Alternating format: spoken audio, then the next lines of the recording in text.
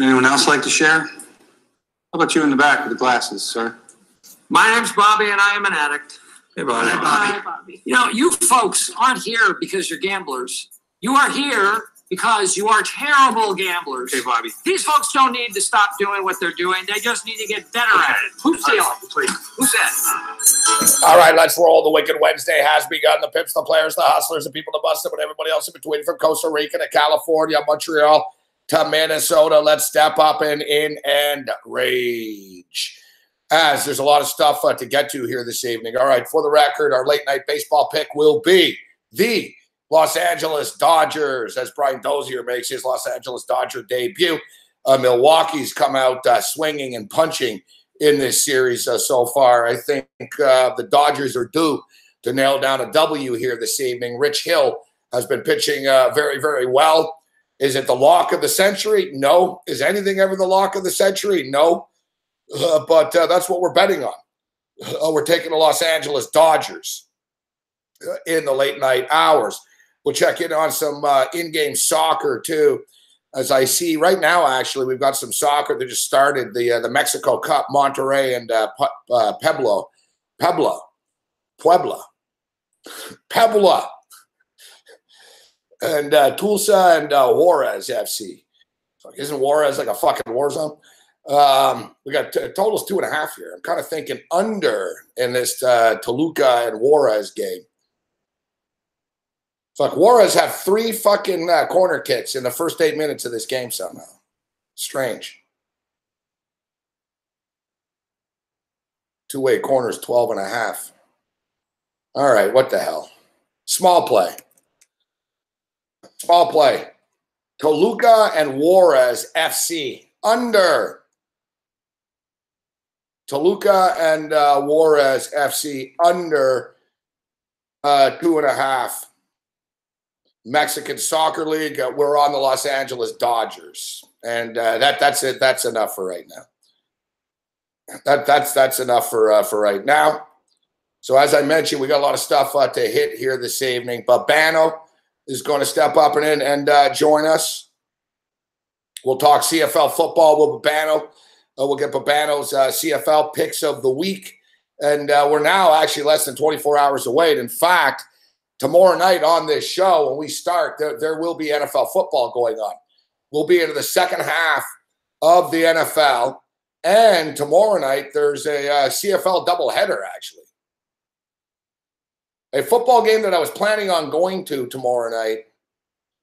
I was planning on going to this game. It's at 7 o'clock Eastern, but I've got a radio show that's on until 7. I really don't, I don't want to fucking throw my entire fucking routine out of sync. Like, I'm not most people. I go to a football game. I'm going to get all fucked up. I'm going to get all fucked up after on the show, and I'll be hungover on Friday. Instead, I'll eat pizza. And I'll watch the game on TV. And then I'll watch the NFL game on TV. So we'll have 2 CFL games, NFL tomorrow night. So we got a lot of football. We'll take a look at the point spreads here tonight with Babano. We'll talk some football. And speaking of football, I was on the roundtable earlier in the day. And I appreciate people on Twitter actually out there that aren't blaming me for my bad pick with the under in the Seattle and the Houston game. People are like, it's Drew Martin's fault. Drew always mushes people. I like that. Poor Drew Martin. I don't even get blamed. I gave the pick. I'm like, you know what?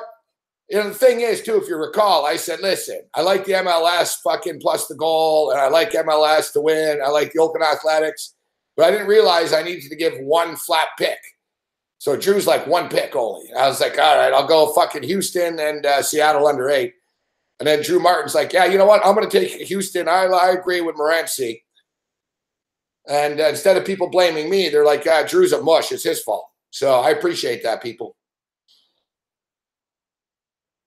I do appreciate that. No, Teddy Covers will not be on tomorrow. Teddy Covers will not be on tomorrow. Yeah, here's Drew Martin. Exactly. What's up, Drew? No, it's not. It's not your fault, Drew. It's my bad pick. It was my shitty pick. I take the fall with you, Drew Martin. I see we've got Drewzilla. Good to have Drewzilla back. We've got Drewzilla and Drew Martin in the house. And Andy Martin. Holy fuck. And Bruce Chad. Now, I can't blame Drew Martin. I was wrong. I mean, I picked the wrong pick. I didn't realize I needed one pick. I gave like 3 or 4 picks, and I picked the wrong one when it was all said and done. And Millhouse. What's up, Millhouse? But I wanted to say, if you recall, and I tweeted you earlier, Drew, about this. If you recall, what did I say today about betting futures? Fuck. I said you can't bet a college football fucking future right now unless you're betting an under. Unless you're betting an under, you cannot bet a college football future right now. Guys, and I've said this. I don't get credit for being right as much as I am, but I fucking said this. I said players get suspended, coaches get fucking suspended, fired, players get arrested. Like there's going to be a million fucking things that happen, from right now. What is it? Fuck. It's August 1st right now. Man, it's already August. So it's August 1st. In between August 1st right now and September 1st, when big time college football starts, there's going to be a long list of fucking crazy shit that'll happen. Remember last year was the Florida Gators. Florida Gators had like 9 players that fucking all committed credit card fraud last year. And they all got caught at the same fucking time, and it destroyed their season. Just like that, boom, the Florida Gators were done. And it's going to happen. And today's casualty, the first casualty, is a pretty motherfucking big one. Yet, Urban Meyer has not been fired. And it's amazing because earlier in the day, I sort of saw the tweet, and I saw the guy that fucking broke it. I think it was Yahoo Sports. I'm not positive, but I think. And it was basically Urban Meyer caught lying. And I'm like, well, whatever, fuck. What a shock. Urban Meyer's always caught lying. So Urban Meyer caught lying about when he knew about his wide receiver coach. So, his wide receiver coach, Urban Meyer fired the wide receiver coach a couple of weeks ago for the Ohio State Buckeyes because it was disclosed that basically he was a serial wife abuser. There were multiple instances, police reports, reality. It wasn't allegations that basically the wide receiver coach on the Buckeyes, was going home angry type of deal. So Urban Meyer fired the guy. Now, Urban Meyer said at the time, and it's always one of those, when did you know? And, what did you know? And when did you know it? Urban Meyer said at the time, I just found out about this. He said, I had no idea. I'm as shocked as anybody. It's, the politician talk. Oh, my God, I found out on the news with everybody else. I had no idea. Can't believe it. It was the right thing to do. It was tough, but we had to let him go. Well, I don't know, man. I don't know how they fucking got Urban Meyer's text messages, but Urban Meyer knew. Urban Meyer was texting about it. And, when I saw that, I thought, and I talked about this with Mark Lawrence, who's been around forever, fuck. And in fact, we asked Mark Lawrence what the first movie he saw was. It was fucking great, his answer. We'll get to it after. And I asked Mark, when he started betting on football and stuff. And, Mark started professionally betting on football and handicapping professionally in 1975. Pretty fucking nuts. But he was betting on sports before that. But anyways, so I brought up the Urban Meyer stuff with Mark Lawrence. And I said, Mark, there's kind of, there's news out here right now with Urban Meyer about this thing.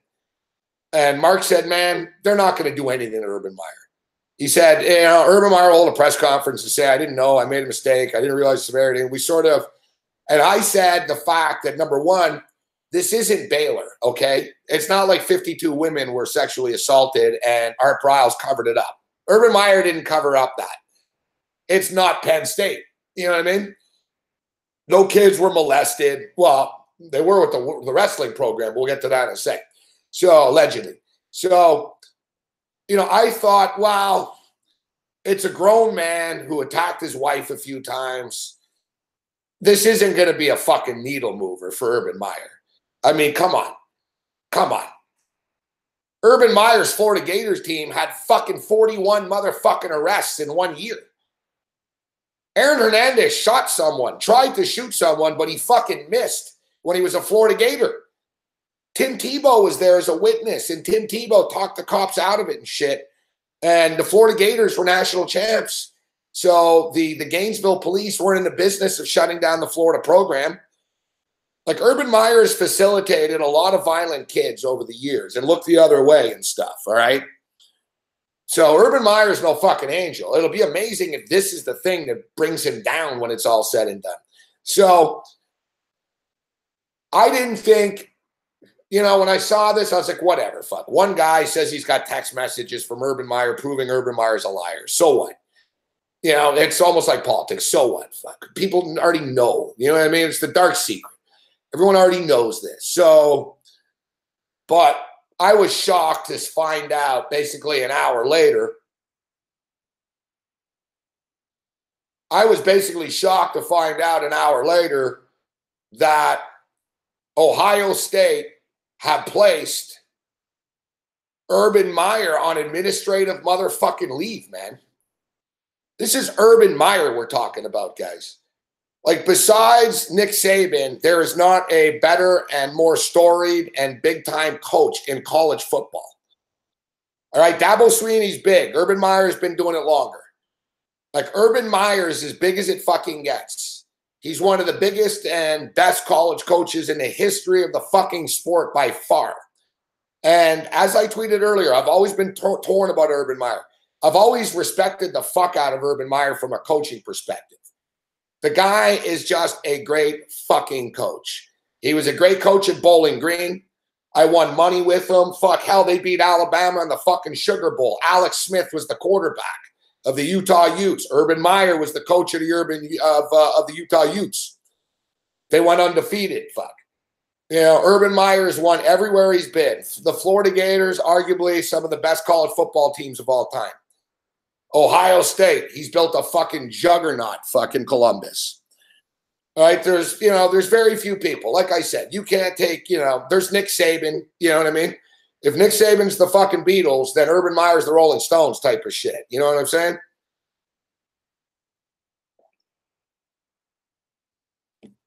And in fact, Nick Saban's life is a lot easier than Urban Meyer's not in the SEC anymore. They used to have the fucking epic tilts and battles in the SEC championship game. So I've always been torn from the sense that Urban Meyer is just such a great fucking coach, right? And he seems like a good guy.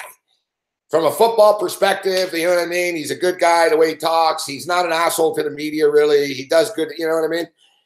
When he comes across, you're like, man, I'd play for that guy. But maybe he's too good of a guy, or is it a sense that he believes in second chances?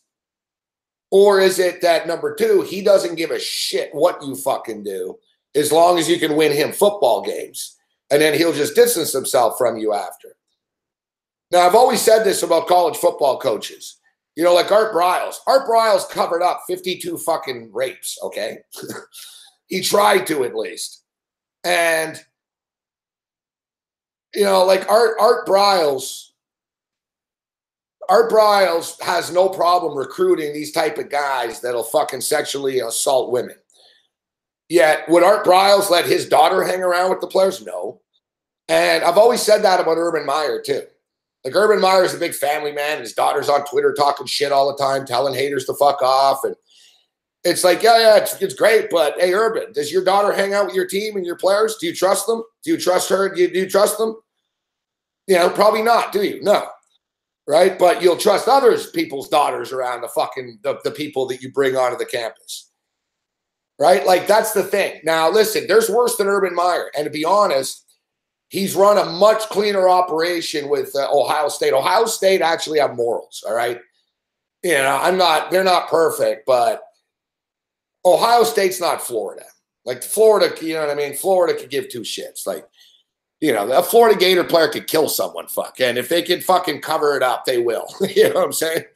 Like, the Florida Gators is a town, Gainesville. It is the town. Like, it is the economy. It is everything.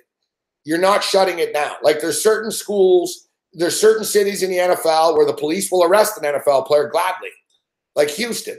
You're not getting a free pass in Houston. Houston cops are known. They'll bust an athlete in a heartbeat, all right? They almost like doing it. Like New Orleans. New Orleans, they won't arrest you. Like Kyle Turley was telling me, like if you're on the Saints, you've got a fucking get out of jail free card. Like you could be shit-faced driving, crash a car into a medium. As long as you don't hit anybody, the cops, you're on the Saints, they're going to just get you home. You know, the Saints represent New Orleans. You know what I mean? It's their identity. Houston, it's like, fuck you, fuck. Let's get him, fuck. You know, I know a cop in Baltimore who pulled over a very famous Baltimore Raven player. And he said the Raven player was wasted, like had a gun on him the whole night. Like, you know what I mean? And he wanted to arrest him. And he called and he said, listen, I'm here with this guy right now, the Ravens. And it's not Ray Lewis, but I'm not going to say who it is. But it was a big guy in the Ravens. And he said, I'm here with this guy. And he goes, he's being an asshole and he's fucking wasted. And they said, just get him fucking home, man. Like, just get him home. You know, we don't want to fucking bust. Like, it's not worth it. Like, just don't, you know. Some cities will, some cities won't. So specifically college, we see it's a cesspool of contamination, these universities. First off, the university system is a corrupt one to begin with. And I'm not even talking about the NCAA. I'm talking about the deans and the academics. They're spitting out hundreds of thousands of graduates for jobs that don't fucking exist. They're enslaving kids into fucking student debt for the rest of their fucking lives. And they're selling them this bullshit fucking thing on education. Education, you watch an NCAA fucking game, and it's Enterprise Rent-A-Cars, the big sponsor. Enterprise. Hey, at Enterprise, we hire a ton of former NCAA athletes. You see a guy, I played football UCLA. He's at Enterprise. So in other words, you go through fucking, you play sports in the NCAA, you get a degree from UCLA, you're going to end up working fucking an Enterprise, handing a key to the fucking cars to some shitbag that's renting a car for the weekend. You know, I don't know. It doesn't sound great to me. Fuck, how much student debt did you get out of that? You know, I'm not saying that the entire, every course and everything, there are fields in which it behooves you to have an education. And I'm not stating that knowledge isn't good. But what I'm telling you is the educational system is a fucking scam. The university system is a scam to protect the deans, the donors, the alum, the big pharma companies that influence the fucking schools, etc. It's a big fucking racket. There's nothing more corrupt than fucking universities, okay? Like fucking Penn State. Forget about Jerry fucking Sandusky and fucking Paterno. The entire fucking school fucking knew, all right? The fucking deans knew. The fucking school should have been shut down, all right? Fucking Michigan State. Michigan State's been spending like $500 million over the fucking years trying to cover this shit up. Meanwhile, the deans are drinking wine and eating steaks at fucking Ruth fucking Steakhouse. And fucking little Jenny fucking gymnast is getting diddled. Fuck. They don't give a shit. You know, Ohio State. There's something at Ohio State. This fucking Jim Jordan guy, I didn't know anything. Yeah, bullshit, you didn't know anything. You all know. You all cover shit up. You cover up rape. You cover up abuse. You cover up financial fucking corruption. You cover everything up. And then you have the NCAA that's talking about fucking morals, and you're even fucking worse. Like, the NCAA, your guys are worse than ISIS, for fuck's sakes.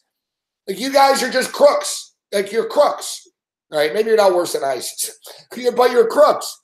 And, you know, there's no morals here with any of these motherfuckers.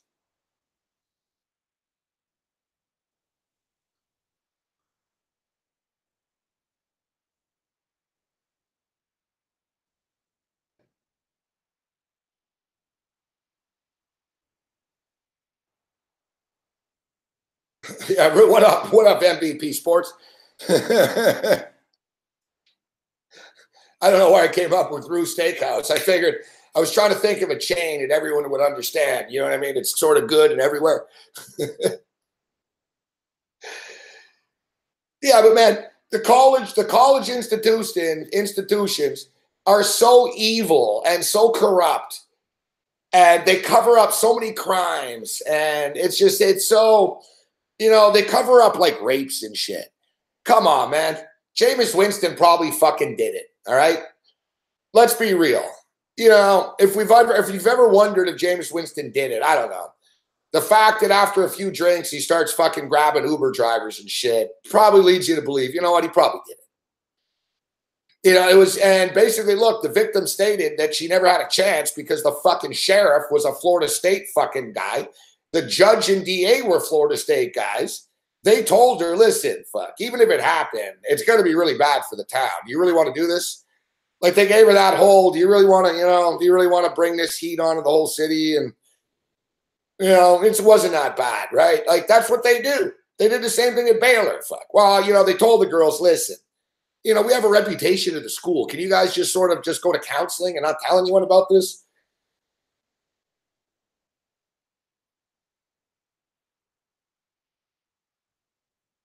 So anyways, I didn't think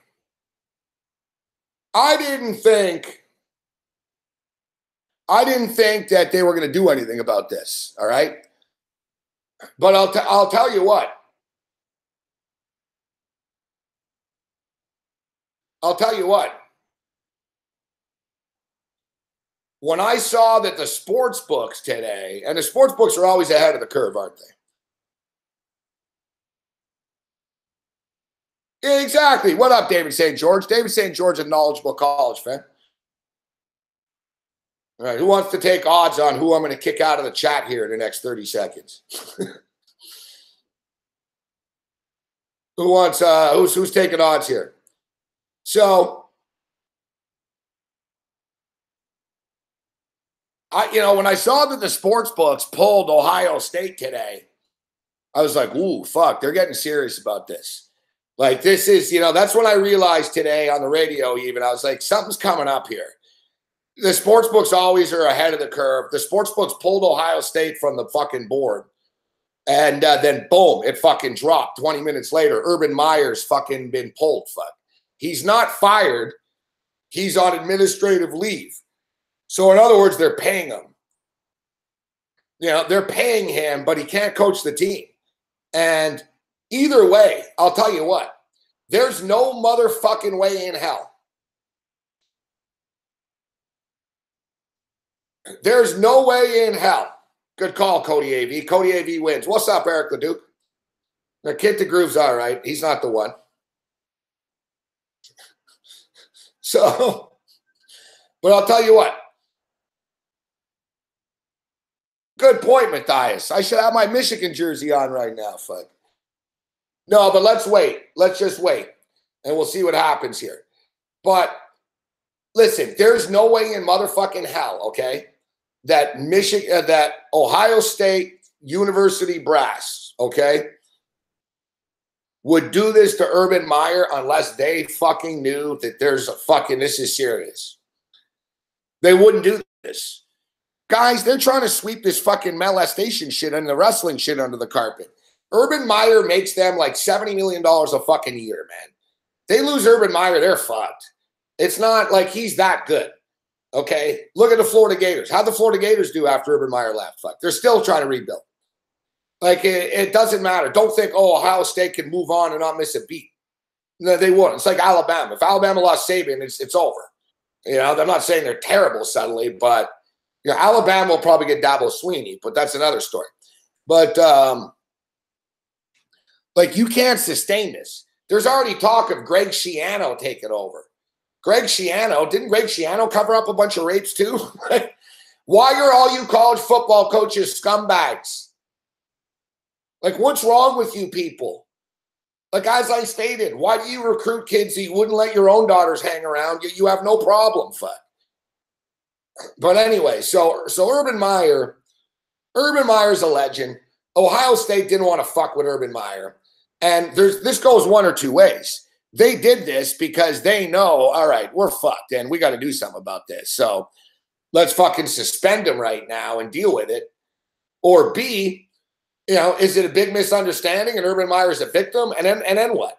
You don't think Urban Meyer's going to tell Ohio State to go fuck themselves? He's going to say, you just made me look like I'm a fucking scumbag to the world. It's on CNN, fuck. It's on TSN, hell, even.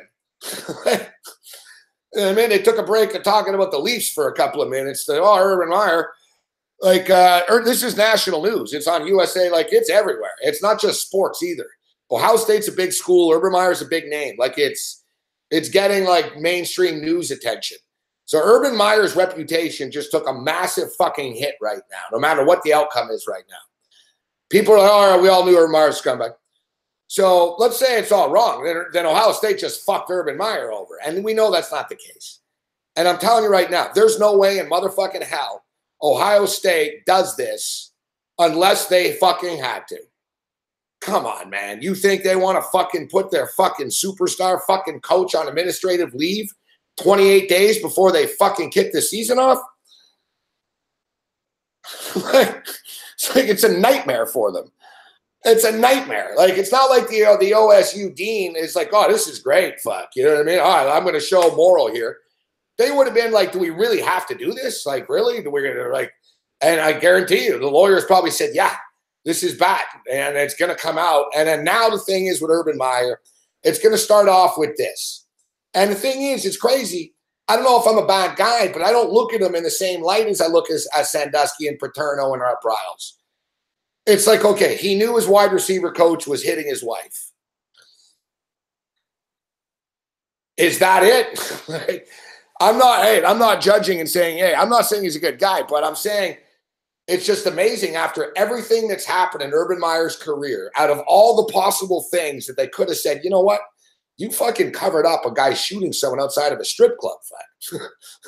You know what I mean? Like all the things that they could come at him with, it's like an assistant coach that hit his wife that Meyer just says, I didn't know anything about it. And now, but the whole thing is now, it's not even going to be about this now. Because all it's going to take is people to look under the hood right now. And they're going to do it.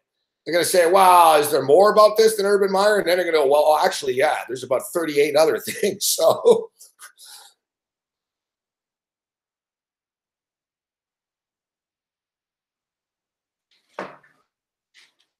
now, you don't know how this is going to end, right? I mean, look at the college basketball scandal last year in which every coach was going to lose their job and everyone, no one was going to make the tournament and all this other type of stuff. And it never happened. But I'll tell you, to me, this isn't about media hype, right? To me, this isn't about media hype.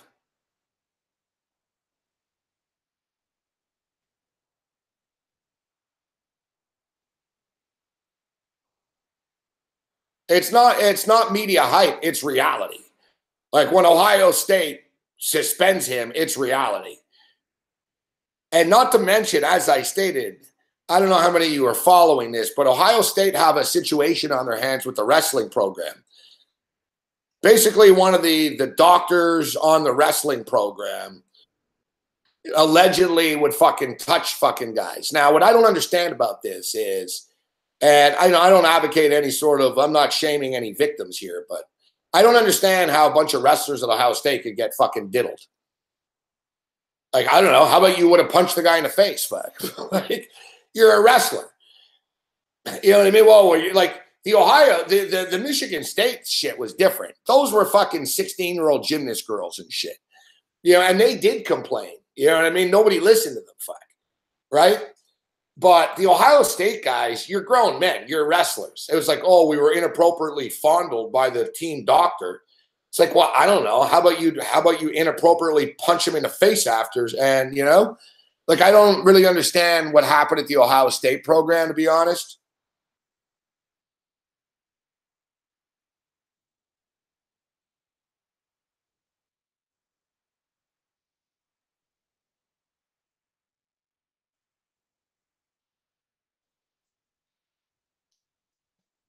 So, turmoil with Ohio State right now.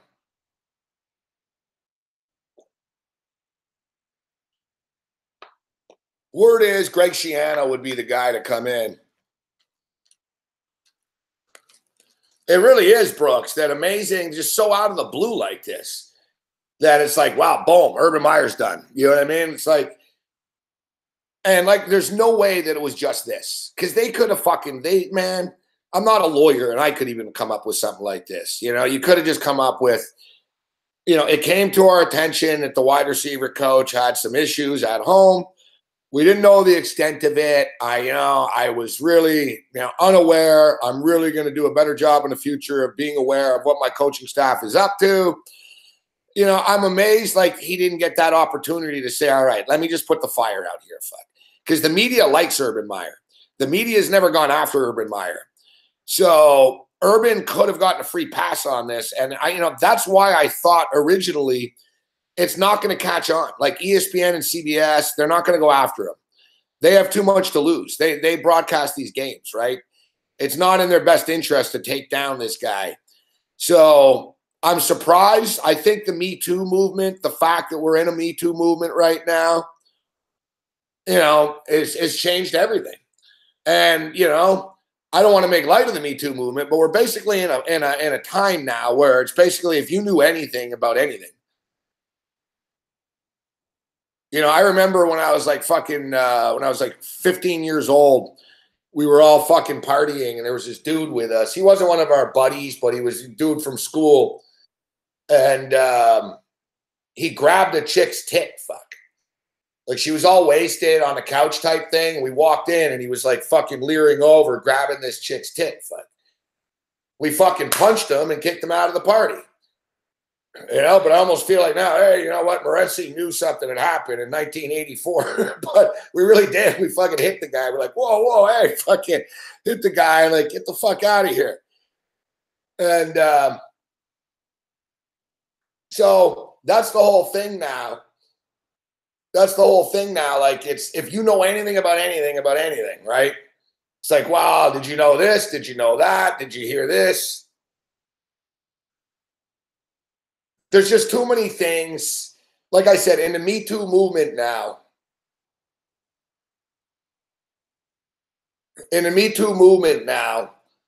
you can't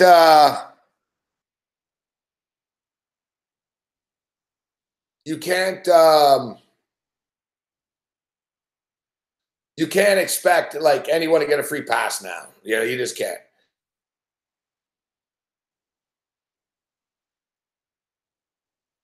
Yeah, it's better, like Chris Lomas is saying. What do you mean Ohio State doesn't put up a bullshit? Of course they do. It's just too public now.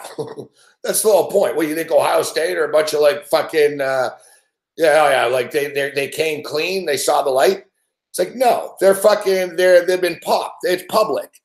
Their head coach, they don't take shit. Anyways, there's no comparison between Tressel and Urban Meyer. Tressel's a good coach. Urban Meyer's a great coach. Tressel was a good coach, but yeah, Tressel's scandal was stupid. I don't even like Ohio State, and I said at the time that whole fucking tattoo shit was stupid.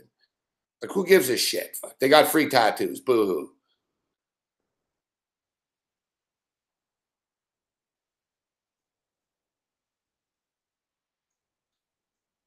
Lane Kiffin is the next coach.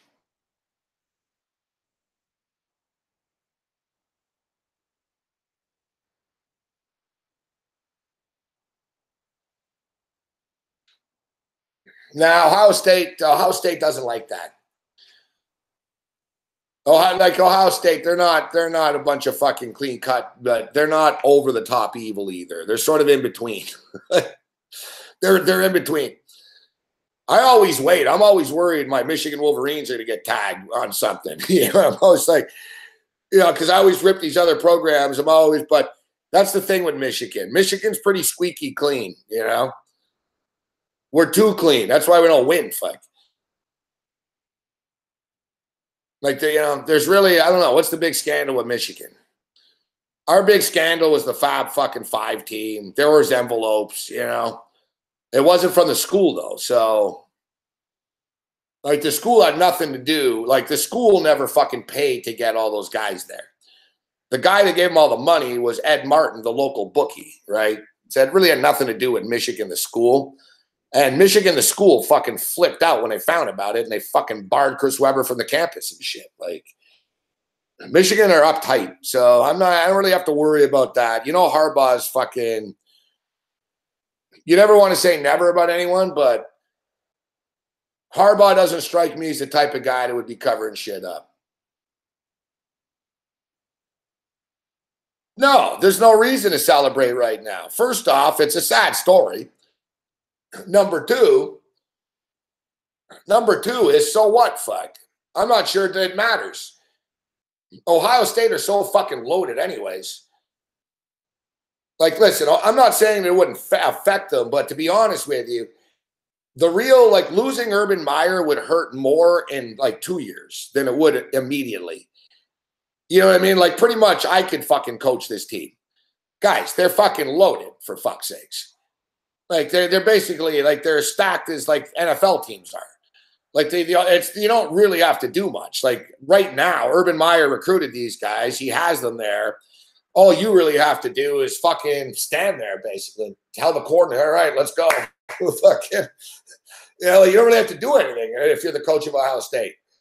But where it'll hurt is a couple of years down the road when, you know, Urban Meyer's not there recruiting and shit like that. That's when it'll start to fall apart.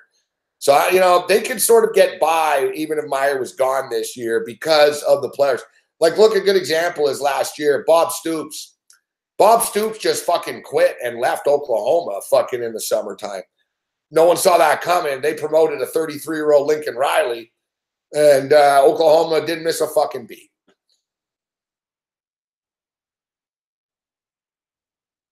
They didn't miss a beat.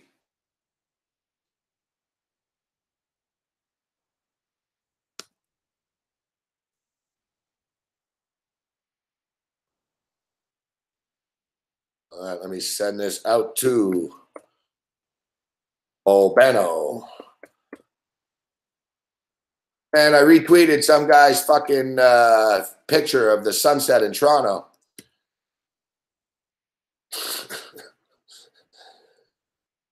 Didn't take him long. I didn't realize. Can you join me tomorrow on Sirius XM at 12:45 for 13 minutes? I don't know. Can I? Fuck. I guess, yeah. Sure, fuck. Sure thing.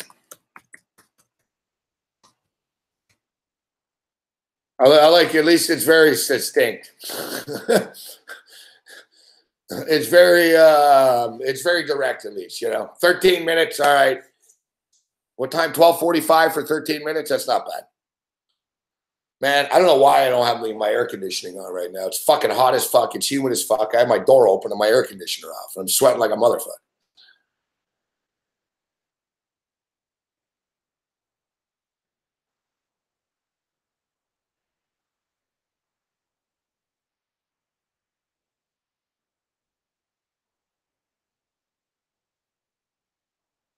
Well, that's the thing. Like, if you're Michigan, imagine if Michigan can't fucking beat them. Like, imagine if fucking, like, Urban Meyer's not there and, like, Harbaugh still loses to them.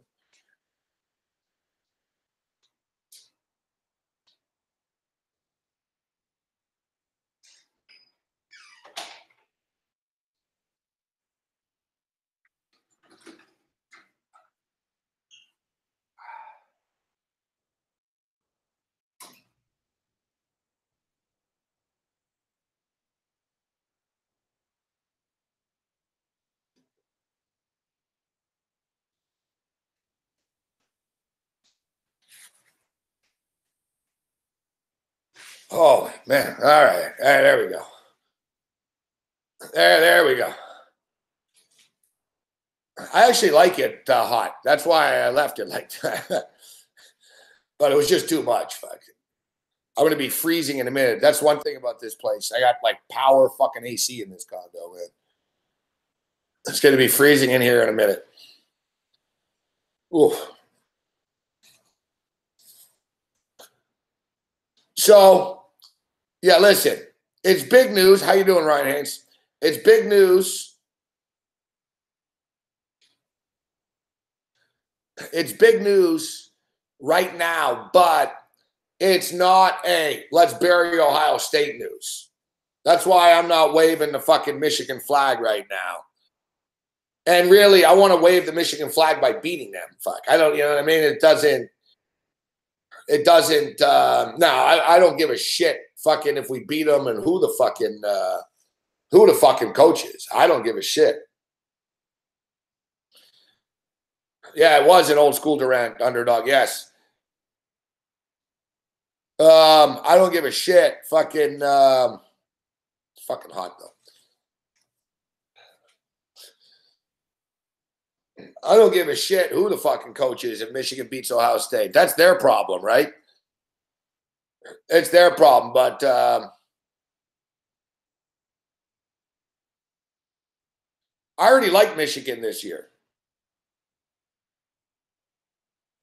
Harbaugh's on the fucking clock right now. Listen, Harbaugh's not getting fired, okay? Harbaugh could go fucking 5-7 this year, and he's not going to get fired. Harbaugh's not getting fired, but the national media doesn't like Harbaugh, right? He gets attention and publicity, but he's kind of a caricature, and people like seeing Harbaugh fail. So, Harbaugh doesn't have a lot of goodwill out there right now. The expectations are high. Anyone that knows anything knows that last year they weren't supposed to be good. Like 2 years ago, Harbaugh fucking had like 83% of his fucking starters were juniors and seniors. And anyone that knows anything and follows anything knows that Michigan fucking set a record by sending 14 fucking players to the NFL in one draft. Like Michigan lost from 2 years ago, like last year's team. Michigan had 14 guys that weren't there that went to the NFL. Like, you can't overcome that. And you can't overcome John O'Corn and Wilton Spate being your fucking quarterback. I don't give a shit if you're Vince Lombardi. So now you got Shea Patterson. You've got like 8 returning starters on fucking defense. Your offense is loaded with skill position players that are just chomping at the bit to get a football thrown to them because they had shitty quarterbacks over the last couple of years. The one mini weakness of Michigan, you would say, is their O-line. They've got a couple of untested kids, but Michigan, listen, man, they're playoff contenders. I'm not calling national championship, but they're definitely playoff contenders. And if Urban Meyer isn't there, then the expectation level goes through the fucking roof in Ann Arbor. Babano steps up and in. What's up, Babano? What is up, Gabe? Hope you enjoyed being on the roundtable this morning. You did a great job. Yeah, I appreciate it. Well, my picks suck, but I appreciate that, Babano. That's all right. I'm joining that party. Colorado's losing right now, 3-2. So let's complete the sweep. Yeah, what can you do? Hey, I give you credit. I give you credit. Your play of the day was an underdog at least. Like, you didn't try to, fucking cop out, and you didn't take a big favorite. That's why me too. I was like, well, I'll give him the total. It's a pick 'em at least, right? I should have known though. I hit that bet 2 days in a row, Babano. When you bet on baseball, you can't just do the same thing every day. You want to ride the hot teams, but when it comes to total, it's like, all right, we hit the under 7 in game 1. We hit the under 8 in game 2. Where we really, both teams were due to fucking hit a baseball eventually, right? That's what happens. Yeah, I notice that happens a lot. There's 2 unders. The last game of the series will go over. There's 2 overs. You'll get a lower scoring game in the final game. I find that happens a lot. But if you thought I was a big underdog with Colorado before the game at plus 120, whatever it was, I'm a big underdog now, even bigger one, because they're down 3-2, 6th inning. St. Louis has 2 men on. And Colorado's bullpen has been a disaster this year. That's been a big disappointment for this group. So I'm going to need their lineup to come alive if I'm going to salvage this one. Somebody asked me, do I like Harbaugh? Yes, I do like Harbaugh. My only deal with Harbaugh, I love Jim Harbaugh. I think Harbaugh's great. My only issue with Harbaugh is I find during games he does some strange things. And Harbaugh has a severe fucking problem inside the fucking 2-yard line. He just does. Like, he always has. It's not just a one-off thing. It cost them a fucking Super Bowl, man. They should have won that Super Bowl. You're 1st and fucking goal from the fucking 4-yard line. You should be able to fucking score. You got Colin fucking Kaepernick. They didn't want to run play with Kaepernick. I would have won the Super Bowl, Babano, for that. I would have been like, listen, just fucking run the ball fucking 4 times in a row here, guys. We're on the 4-yard line. You got Frank Gore. We have the best offensive line in football. The Baltimore Ravens were all old. They were all huffing and puffing with their hands on their fucking waist and shit. They ran the ball once, I think, to fucking DeAnthony fucking Thomas. I think it was him, the fucking fuckhead kid out of fucking Oregon. And They ran the ball once, and then they threw the ball 3 times in a fucking row. For the life, I don't, you know what I mean? I don't know. Cost me a lot of fucking money. But for life of me, I don't know why they did that. Still to this fucking day. And it cost them a Super Bowl.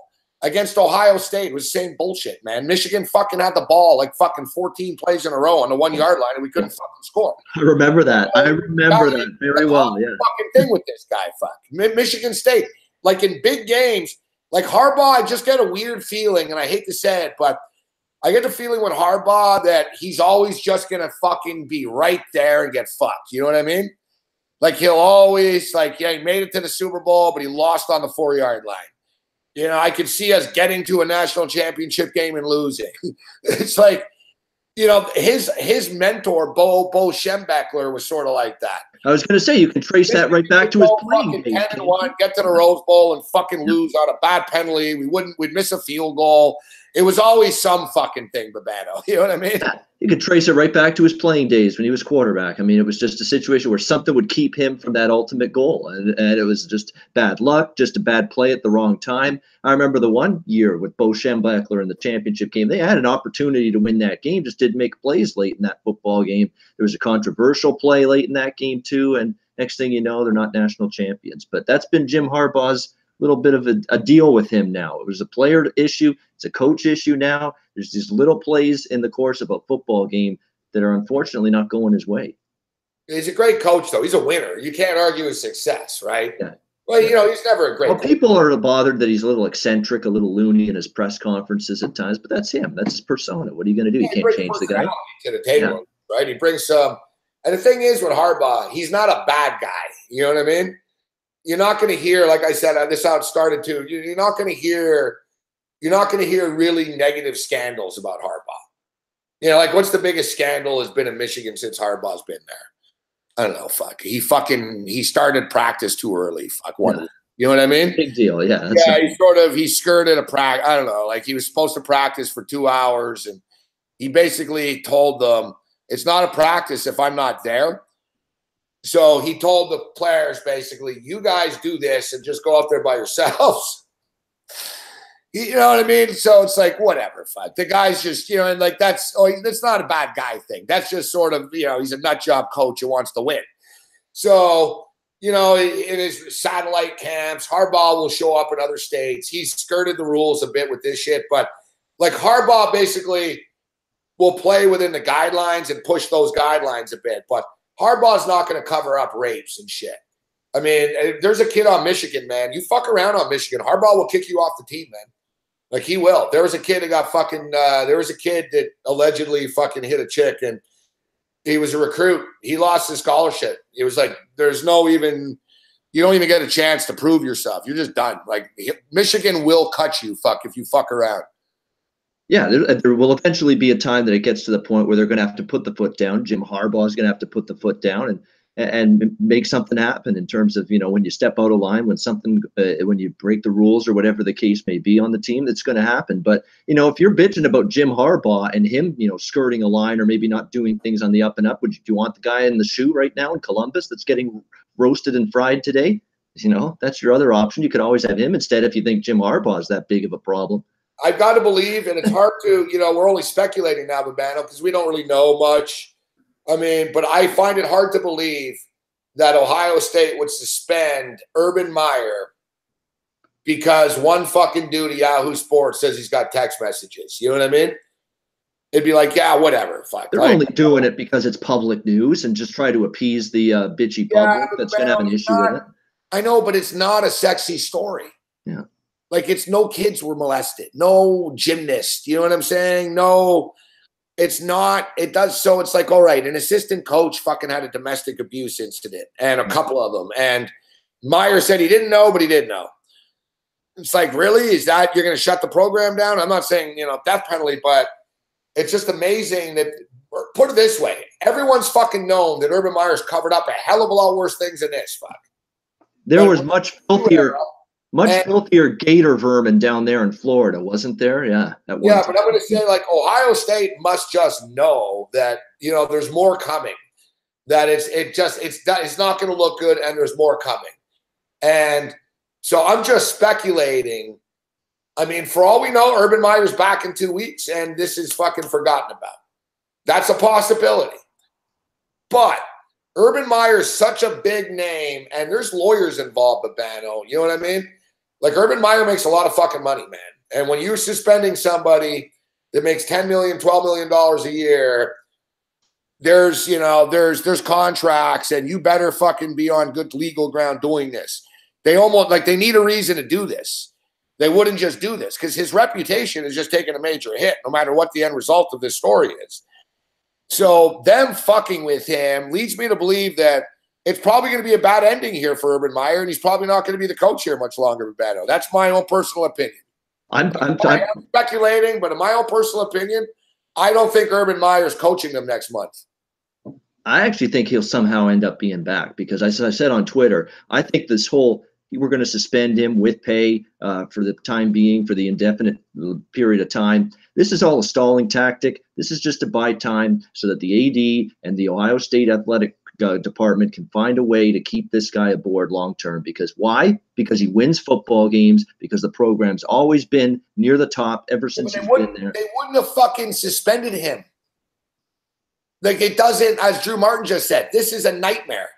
Like, this is where Michigan and these other teams are laughing, or Penn State right now, or the big boys, where they're telling recruits right now, you're going to stay with this? You really? You're gonna stick around? Fuck, or you want to change your mind about where you're thinking about going next year, kid? Like all these fucking commitments that aren't official commitments with high school kids? Right now, man, fucking high school coaches' phones are blowing the fuck up right now. People are saying, bro, we'll turn on ESPN. You want to go to Columbus still? Urban Meyer's not even going to be there, son. You know, we got a spot for you in Ann Arbor right now. Like, Harbaugh's on the phone right now hammering fucking, like, schools and shit. No. They're putting the word out to college, to high school coaches, tell your kids that Meyer's done. You know, he's out. This is what they do. They always spread rumors about each other. But, like, Ohio State just did it to themselves, fuck. Like, as great call by Drew Martin, fuck. There's top recruits right now that are definitely saying, I'm out. I'm not going to go there, fuck. I'm not dealing with this bullshit. No, and if you are Jim Harbaugh and you're PJ Fleck and you're Jeff Brom and you're Scott Frost, who's now at Nebraska, and you're all these coaches now in the Big Ten, you gotta treat this like a nuclear arms race. And you see that you got a man down, and that man down is Urban Meyer right now. You got to pounce on it. Well, take advantage of those opportunities. Right? Yeah, that's the way you got to think, though. You're trying to be the best program you can be, trying to win. Auburn and Alabama, they're always trying to snitch each other out. That's what they do. It's like, hey, yeah, we know, we heard there's some free cars and suits up there, like anonymous phone call. Yeah. Mississippi State got in on it. Mississippi State was always just sort of shit, and suddenly they got evil with Dan Mullen and played the game and shit, where, you know, they started fucking doing shit like that. Like, that's the thing. I mean, dude, Urban Meyer, I've heard crazy stories about shit that Urban Meyer and Harbaugh say about each other to the kids. Right? Like, over the top shit, right? Like, they'll say, man, he doesn't care about you. And they'll tell you stories. They'll tell them a story about how they fucking cut a kid. And, like, they try to make each other look like monsters, right? Yeah. To these kids. So they're like, I'm not going to go there, man. Harbaugh told me Meyer's going to fucking, you know, he's going to try to stab me. Like, there's so much negativity with this shit. Like, a great call by Martin. It's like you said, man, the vultures will come out right now. You ever watch the 30 for 30 on SMU? I remember seeing that. It was so good. What really good, yeah. He goes, it took one fucking day. Fuck. He goes, yep. I looked up, and there's the guy from Texas A&M talking to my player. Like, basically, every fucking recruiter just descended right on the campus in Dallas and went right up to the SMU players. Listen, your program's getting shut down. You want a job right now? You want to come play for us now? Like, that's the shit that's going to be going on. And there'll be a lot of fucking people, too, that'll be like there'll be kids on Ohio State right now that'll be like, oh, fuck.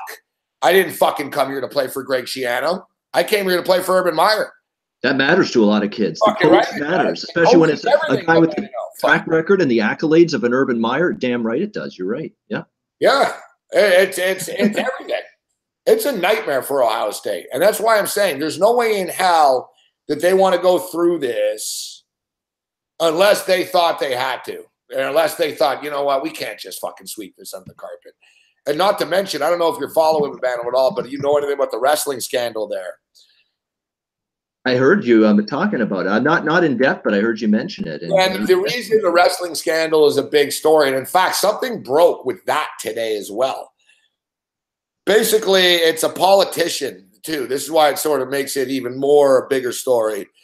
There's a politician, Representative Jim Jordan, congressman, whatever he is, fucking House Representative Jim Jordan, and he wrestled at Wisconsin. He was very good too. I think he was like a Big Ten champ. So he's a very good wrestler at Wisconsin. He was the wrestling coach at Ohio State, one of the wrestling coaches. Like there was a head coach, but he was one of the the younger sort of assistant coaches. Right. And basically, it's alleged that the team doctor, the Ohio State wrestling doctor, used to fucking grope fucking the athletes. And that people told Jim Jordan this, the coach who is a politician now. They said, so it's sort of like not quite Sandusky, because these are grown men who are wrestlers, right? And also, can't they kick his ass? Can't they just kick his ass or something? Yeah, exactly. It's supposed but to be it's physical. Wrestling, though, that's sleazy with his shit. And then it turned out that there was like a fucking bunch of peepholes and shit. And a bunch of perverts used to spy and like were jerking off watching the wrestling team, like shower and stuff. And that Jordan knew about this and didn't do anything about it. And he was pretty vague. Like Jordan's a politician, so a lot of his answers were very, very, very legal. You know what I mean? He was very, very smart, like with his denials. He never really said that never happened. He basically said, well, no one ever was serious that told me. So anyways, I don't know what the fuck happened there. Some people say that was political because Jordan's political star is rising and they were trying to take him out. But it's hard to believe that there's not something here. Just wrestling programs seem to be fucking pretty sexual assaultish. Fuck. I mean, look at the movie about the DuPont fucking shit. You know what I mean? Like, this happens. I mean, the wrestling world seems to be pretty sleazy for this shit. So Ohio State's dealing with this, and a story broke again today that fucking Jordan basically fucking coerced a bunch of people to fucking say that he didn't know. So Ohio State's dealing with this, and then they get the Meyer thing at the same time. It must have just been, it's too much for them, and they were like, we got to fucking do something. Well, that could change the way they reacted to Urban Meyer's situation. You're right, because if they've already got something else in the back room there about another story breaking about how things could be a little weird with the wrestling story. Yeah, talking about Ohio State wrestling all the time, and now suddenly Urban Meyer. It's a lot to fucking bear. Like grabbing the extinguisher out of desperation and just trying to spray it around and put the fire out in some way. Yeah, these guys saw the movie Foxcatcher. I never saw the movie. It seems too disturbing for me to want to watch it. How, by the way, and I saw a bit of the show last night. Nobody mentioned in terms of great sports movies, North Dallas 40 with Nick Nolte from the 70s. Well, I like that one. Come on, Babano. It's a good one. Babano. I love you, Babano, though. You always find a way, buddy. Like, we're talking about sexual assault. Deep fucking movie, the Foxcatcher, that like jarred people and made people walk out of there like, oh my God. What just happened? Yeah. And then Babano drops in. You know what movie I like? North Dallas 40. The fucking comedy, Babano. Like, I'm trying to lighten the mood here. Yeah, a little bit. I know, Babano. That's like basically saying, Babano, in the middle of a conversation, I watched the movie fucking Ernest Goes to Camp last night. It was great stuff. Jim Varner, yeah. I like this. I actually did watch Ernest movies when I was. Yeah, it's like, North Dallas 4. What happened in North? Like, people in the chat are like, oh yeah, Foxcatcher's like fucking, man, that's like serious and gripping. And then Babano comes in with fucking North Dallas 40. Fuck. That's almost as weird as your fucking your June Cleaver comment. Yeah, you had to remind me of that. Yeah. People in the chat, I know North Dallas. I'll be honest. Even I will admit that was a bizarre comment of mine to mention Beaver's mom. Well, I'm not saying that I wouldn't sleep with her. So I'm not judging you on that length, Babano. I'm not saying that, no, I would never sleep with fucking Mrs. Cleaver. I'm just stating, out of all the hot smoke shows of yesteryear on TV, she was a weird one to call. Of course, I've been thinking ever since I mentioned that I'm probably seeing someone totally different. They probably peppered her with makeup and, you know, just did all kinds of stuff to make her look better on camera or something. You're trying to back out now, like now. No, I'm. Or the fact is, you could be right, in which you're just confusing them. That could be too. Yeah, I watch a lot of old stuff. Yeah, we were talking about we were like, oh yeah, fucking Bridget Bardot and old TV hot chick. Billingsley, yeah. Yeah, and then Babano brings up, oh yeah, how about the chick Ward Cleaver? Cleavers, June Cleaver, yeah, yeah. Oh man. Yeah, what's the score in this Dodger game, anyways? Milwaukee was up 2-0 last I looked. And they still are up 2-0. Yeah. What's going on with this Dodgers lineup? They've got Machado. Now they have Dozier. You know, they still got Jock Peterson and Bellinger. Where's the line? Where's the offense? All right, guys. This is the fucking big man and Morency special here. Our boy Swope Parker playing right now. We're getting it back. Swope Park, LA Galaxy, under 2.5.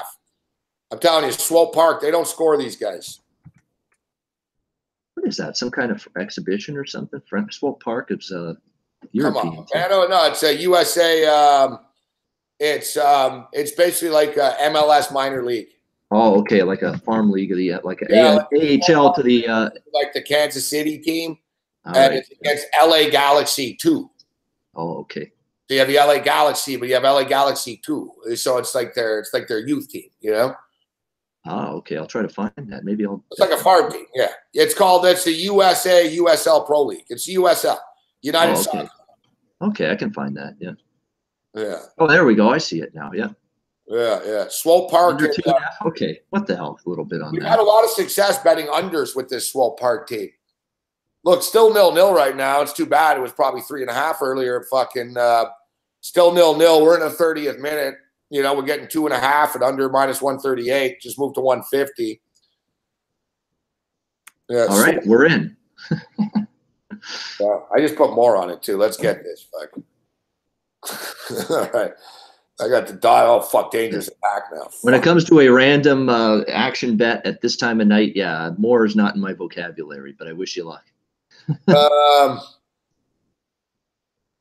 Oh, here we go too. All right, hold on. Let me just this is for DJs only here. But this is what we're here for. This is what we're here for. So LA Galaxy 2 and Swope Park under 2.5. I noticed that. That's the name of the team, LA Galaxy 2. Well, yeah. Because you're right. You can't confuse them with the LA Galaxy MLS team. Yeah. Yeah, it's like yeah, minor league for the MLS. Yeah, definitely. Oh, here we go. Look. Out. So a goal kick. I got a stream for it. Is anybody at the game? Is anyone at the game? Let me see. Doesn't sound as though there's a couple people talking with one another. Breakaway.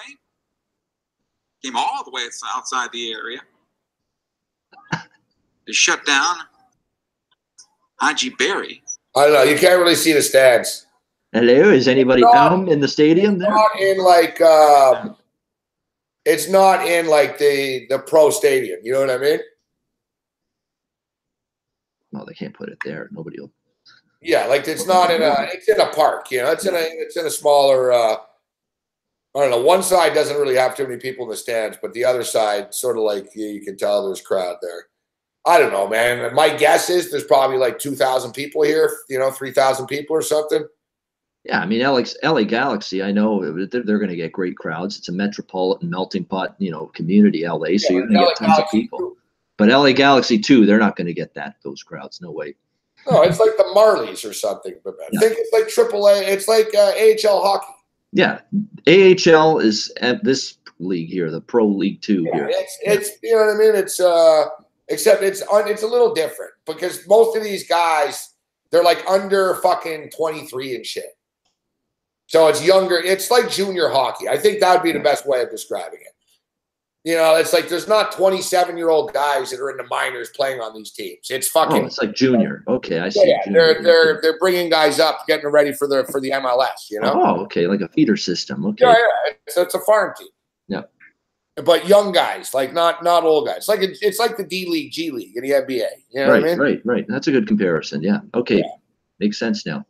Yeah. So yeah, like there's the Seattle Sounders too, LA Galaxy too. I like how they just put same team names as the MLS teams, just put a 2 after it. Yeah. 3. If there's a second feeder league down the road, at Seattle Sounders 3 or something. Yeah. Yeah, exactly. Don't have to think too hard about that. So the Cleveland Browns should be, right? Cleveland Browns too. Yeah. You can't be Cleveland Browns until you get better. You're Cleveland Browns 2 for now. Yeah, you're Cleveland Browns too.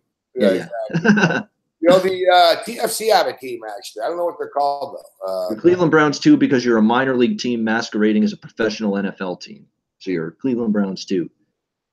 I can't wait to see that team flop this year. I really can't. Everybody's talking about it's going to be so great and they're going to be so much better. I'm of the belief I got to see it before I believe it. Okay, so I should note, too, the U.S., this United Soccer League is fucking big. It's massive.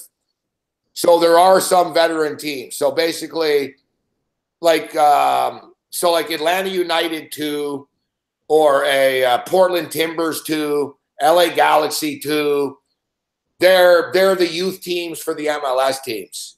Right. But I see like there's other teams here that are like like FC Cincinnati is trying to get into MLS. Like that's why they kick the shit out of everyone. They're 13-5-3. Like they'll have men on their team. So I was wrong when I said that it's not all. Like I'm saying when you see like New York Red Bulls 2 or fucking Atlanta United 2, Portland Timbers 2, Galaxy 2, those are all youth teams. But there's actually real teams here. Like FC Cincinnati's a real team, Charleston Battery a real team. I'll tell you what, Gabe, because I know Mick's on Thursday nights with you now, given the Arena League, not the Arena League, Australian rules football picks. I've been watching a little more Australian rules football lately. I'm figuring that sport out a lot more as it goes on, and I'm getting into it. I actually think it's pretty fun to watch. It's actually entertaining. Australian football, yeah. Yeah, there's some like stupid international shit that I'll bet that I'm not going to say, oh, yeah, you've got to watch this Japanese fucking 6th division fucking basketball league, right?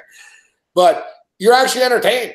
Yeah. You watch an AFL football game, the game goes by fast. There's crazy tackles. There's scoring. Yeah, it's entertaining. And goals come out of nowhere. Like goals can literally come out of nowhere. They're broken play, and then all of a sudden they're putting the ball through the posts there, and it's a goal. Goal in a behind. Yeah, it's now I'm figuring it out now. How scoring works and everything. Yeah, the scoring's good, and you'll see too. Like the massive stadiums, and you'll start to understand the point spreads, and it's a fun league. It is. It's a good sport. I've always enjoyed it. I find the season to be a little long. Yeah, it does go a long time. I know. Yeah, that's the thing. Like, look, it's like but look at the NFL, man. The NFL is 16 weeks, 17 weeks with a bye week, 16 games, 17 weeks. CFL is a little long, I find, with the 18 games and 20 weeks. Yeah, that's the thing about the NFL. That's why they caught on very well during this booming era that they've had. They don't oversaturate the market with their product. 16 weeks, every game's important. Every game's a big-time game because you only have 16 of them. There's only so many playoff spots. Every game's important. It's not like NHL, not like NBA where these MLB where these seasons is. That's the thing with MLS that I don't even know when to see. Like MLS, the MLS Cup's in December, and they start playing. MLS play like 9 months. Yeah, exactly. You never really know. Like, is it crunch time yet? You know what I mean? Like, I don't know. Like, is TFC in must-win mode yet? Like, they're sort of there. It's like fucking the season's so long, it drags on. And then the AFL, the same shit. Like, it's like, all right, like now, it's like, get to the fucking playoffs, guys. Yeah, you know what I mean? We've been playing this shit for 20 weeks. Let's just get to, there's another 3 weeks left. It's like, fuck, man. Just get to it, fuck. And CFL's getting bad like that. We just added another 2 weeks to the CFL regular season. It's 20 weeks now. That's long. Yeah. Fuck, man. Well, they started it earlier, The CFL has done some good things. And the CFL needs to like. I find the people at the CFL schedule this year is fucking whacked. Yeah, it just is. But all right, let's jump in here. CFL. Speaking of, we got a card to break down. Yeah, and looks like we have a quarterback change too, right? Don't we? It looks like Franklin's out, and with this Bethel, what's his name? Bethel fucking McLeod Bethel Thompson, who was an Bethel Thompson. NFL preseason killer for anyone that backed him in the NFL preseason for years. This guy was not good to bet on him as a quarterback, as a second and third stringer in NFL preseason. Well, you can't hold that against him. But now, yeah, it's obviously a different league now. I think he's going to be better than James Franklin. Yeah. And I don't think it was all James Franklin's fault. That offensive line is an issue. Horrible it is. Franklin is and I've watched every Argo game closely. Franklin is a very stationary quarterback, Babano. And when I say in the sense that you figure, he can run and he's athletic and shit, but he's one of these shotgun quarterbacks from college, never took a snap under center, and he's in the shotgun all the time, and his footwork is terrible. Like, he doesn't adjust. Like, you notice he stands flat-footed and he throws the ball. And the ball gets batted down. It's inaccurate. I think that Bethel Thompson here at least is a little bit more instinctive, a better quarterback in the sense you'll see. I think he'll throw the ball better. I think he'll get the wide receivers more involved. I think he'll understand how to roll out and read lanes and angles a little bit better. You know, this is the thing in college. They're not developing a pro quarterback, right? I mean, a lot of times the kid in college is just sort of the best athlete, so he's the quarterback. And then when he gets to a pro level, he can't really read and dissect things. And I think that's the problem with Franklin right now. He's good, but he's not, he has a hard time. And I think it's a little upgrade, but it's up to 5.5 points now this game. The total's 48. I think we're going to start to see some points in the CFL, Babano. Let's go over 48 points. This was not a game that was on my big official card, but I do kind of like the over. I'll have a small play on that because I don't think Ottawa's offense can be any worse than it was last week. Trevor Harris and the Red Blacks all week long have basically been crying left and right about, our red zone offense has got to get better. We can't keep having these drives stall inside the 20-yard line. That was a problem for them last week. We're going to play fast. And every week it's something with these guys, they say. They're always talking.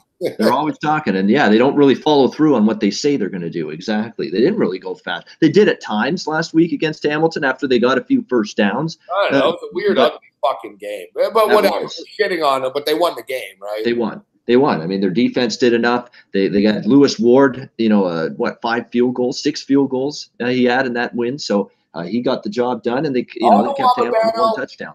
I don't know if you have the stats in front of you as far as their record as a favorite, as an underdog, etc. But I talked about it last week where, I'm like, listen, if I can get points with Ottawa, I'll take Ottawa. And I did. I even took them on a money line against Hamilton. But now I don't think laying 5.5 points on the road is a smart play, even with a new quarterback with the Argos. And even though the Argos have looked poor, I just don't think that laying 5.5 is a smart move with Ottawa tomorrow, personally. I'm not doing it. I'm not taking Toronto either, but I'm not laying with Ottawa because this is a weird spot. They actually went back to Ottawa after the Hamilton game. You're back there for 1, 2, 3 days, and then you're back to Toronto again. So they actually made a little pit stop back home in between these two road games, which is weird. I mean, Hamilton, Toronto is just down the QEW. Why don't you just go to Toronto after the Hamilton game, stay there, enjoy the city for a few days, and get ready for this game? I don't know why they went back to Ottawa. Probably fucking cheaper to fucking go back. Oh, of course. Yeah, always a money thing. Yeah. Cheap. You got to admit, this league has operated sometimes on the cheap. Yeah, but I don't know. But man, you and I have just debated this before. I'm not so sure that staying on the road is a good thing. Like West teams will do it when they're out east. I travel a lot, and trust me, a lot of these teams, they'd rather be home, right? So and whatever, man. Ottawa, Toronto, it's at least quick to get there. Yeah, I assume they take the train. Yep. So fucking, it's 3.5 hours, man. Or whatever, 4.5 hours. So it's not the end of the world for them. I think the players would actually prefer Babano, to be honest. Bethel Thompson I don't know what we're going to see, but what I will say about him in the positive light is that he did play in the one preseason game that the Argos played in Hamilton. I saw that game. I was at the game. He actually played well, and I know it was a preseason game, but he played well in that preseason game against the Titans. He did look good. He looked like he was in control of the offense. Sometimes Mark Trestman's terminology doesn't come to a quarterback very quickly, as I've said on more than one occasion. But he seemed like he was comfortable executing that offense in that preseason game. He's going to have to do it now against #1 defensive starters now. And in a regular season meaningful game, that's a different kettle of fish. But at least that gives you an indication that maybe this guy could be in rhythm, maybe a better rhythm than James Franklin. Because let's be honest, James Franklin's struggling to complete 200 yards passing in a game right now for Toronto. So you got to do something maybe to shake it up. The O-line's still an issue. That's the one problem I got. Bethel Thompson's not a mobile quarterback. They're somehow going to have to run block and pass protect much better than they have because it's not been good enough. I'm kind of tempted by the over because I don't think Toronto's offense can possibly be any worse than it's been. I think Ottawa can improve their red zone offense because Toronto's defense, Gabe, as I mentioned last week, going into Winnipeg, they ended up getting shredded. They're banged up. They got 2 cornerbacks out, 2 linebackers out. There's a key defensive lineman, Beltre, still out for this team. They're just walking wounded all over that Argo defense. So Ottawa's offense should be better than it was last week. That Argo defense is showing no fight for battle either. I'm telling you, I was bad tackling too. Yep. I talked about it last week. Like you can see them. Like I was sitting really close to the field. I could see them during the huddle on defense. Like no one was talking to each other. The cornerbacks are fucking looking at girls in the stands. They're all in their own little world.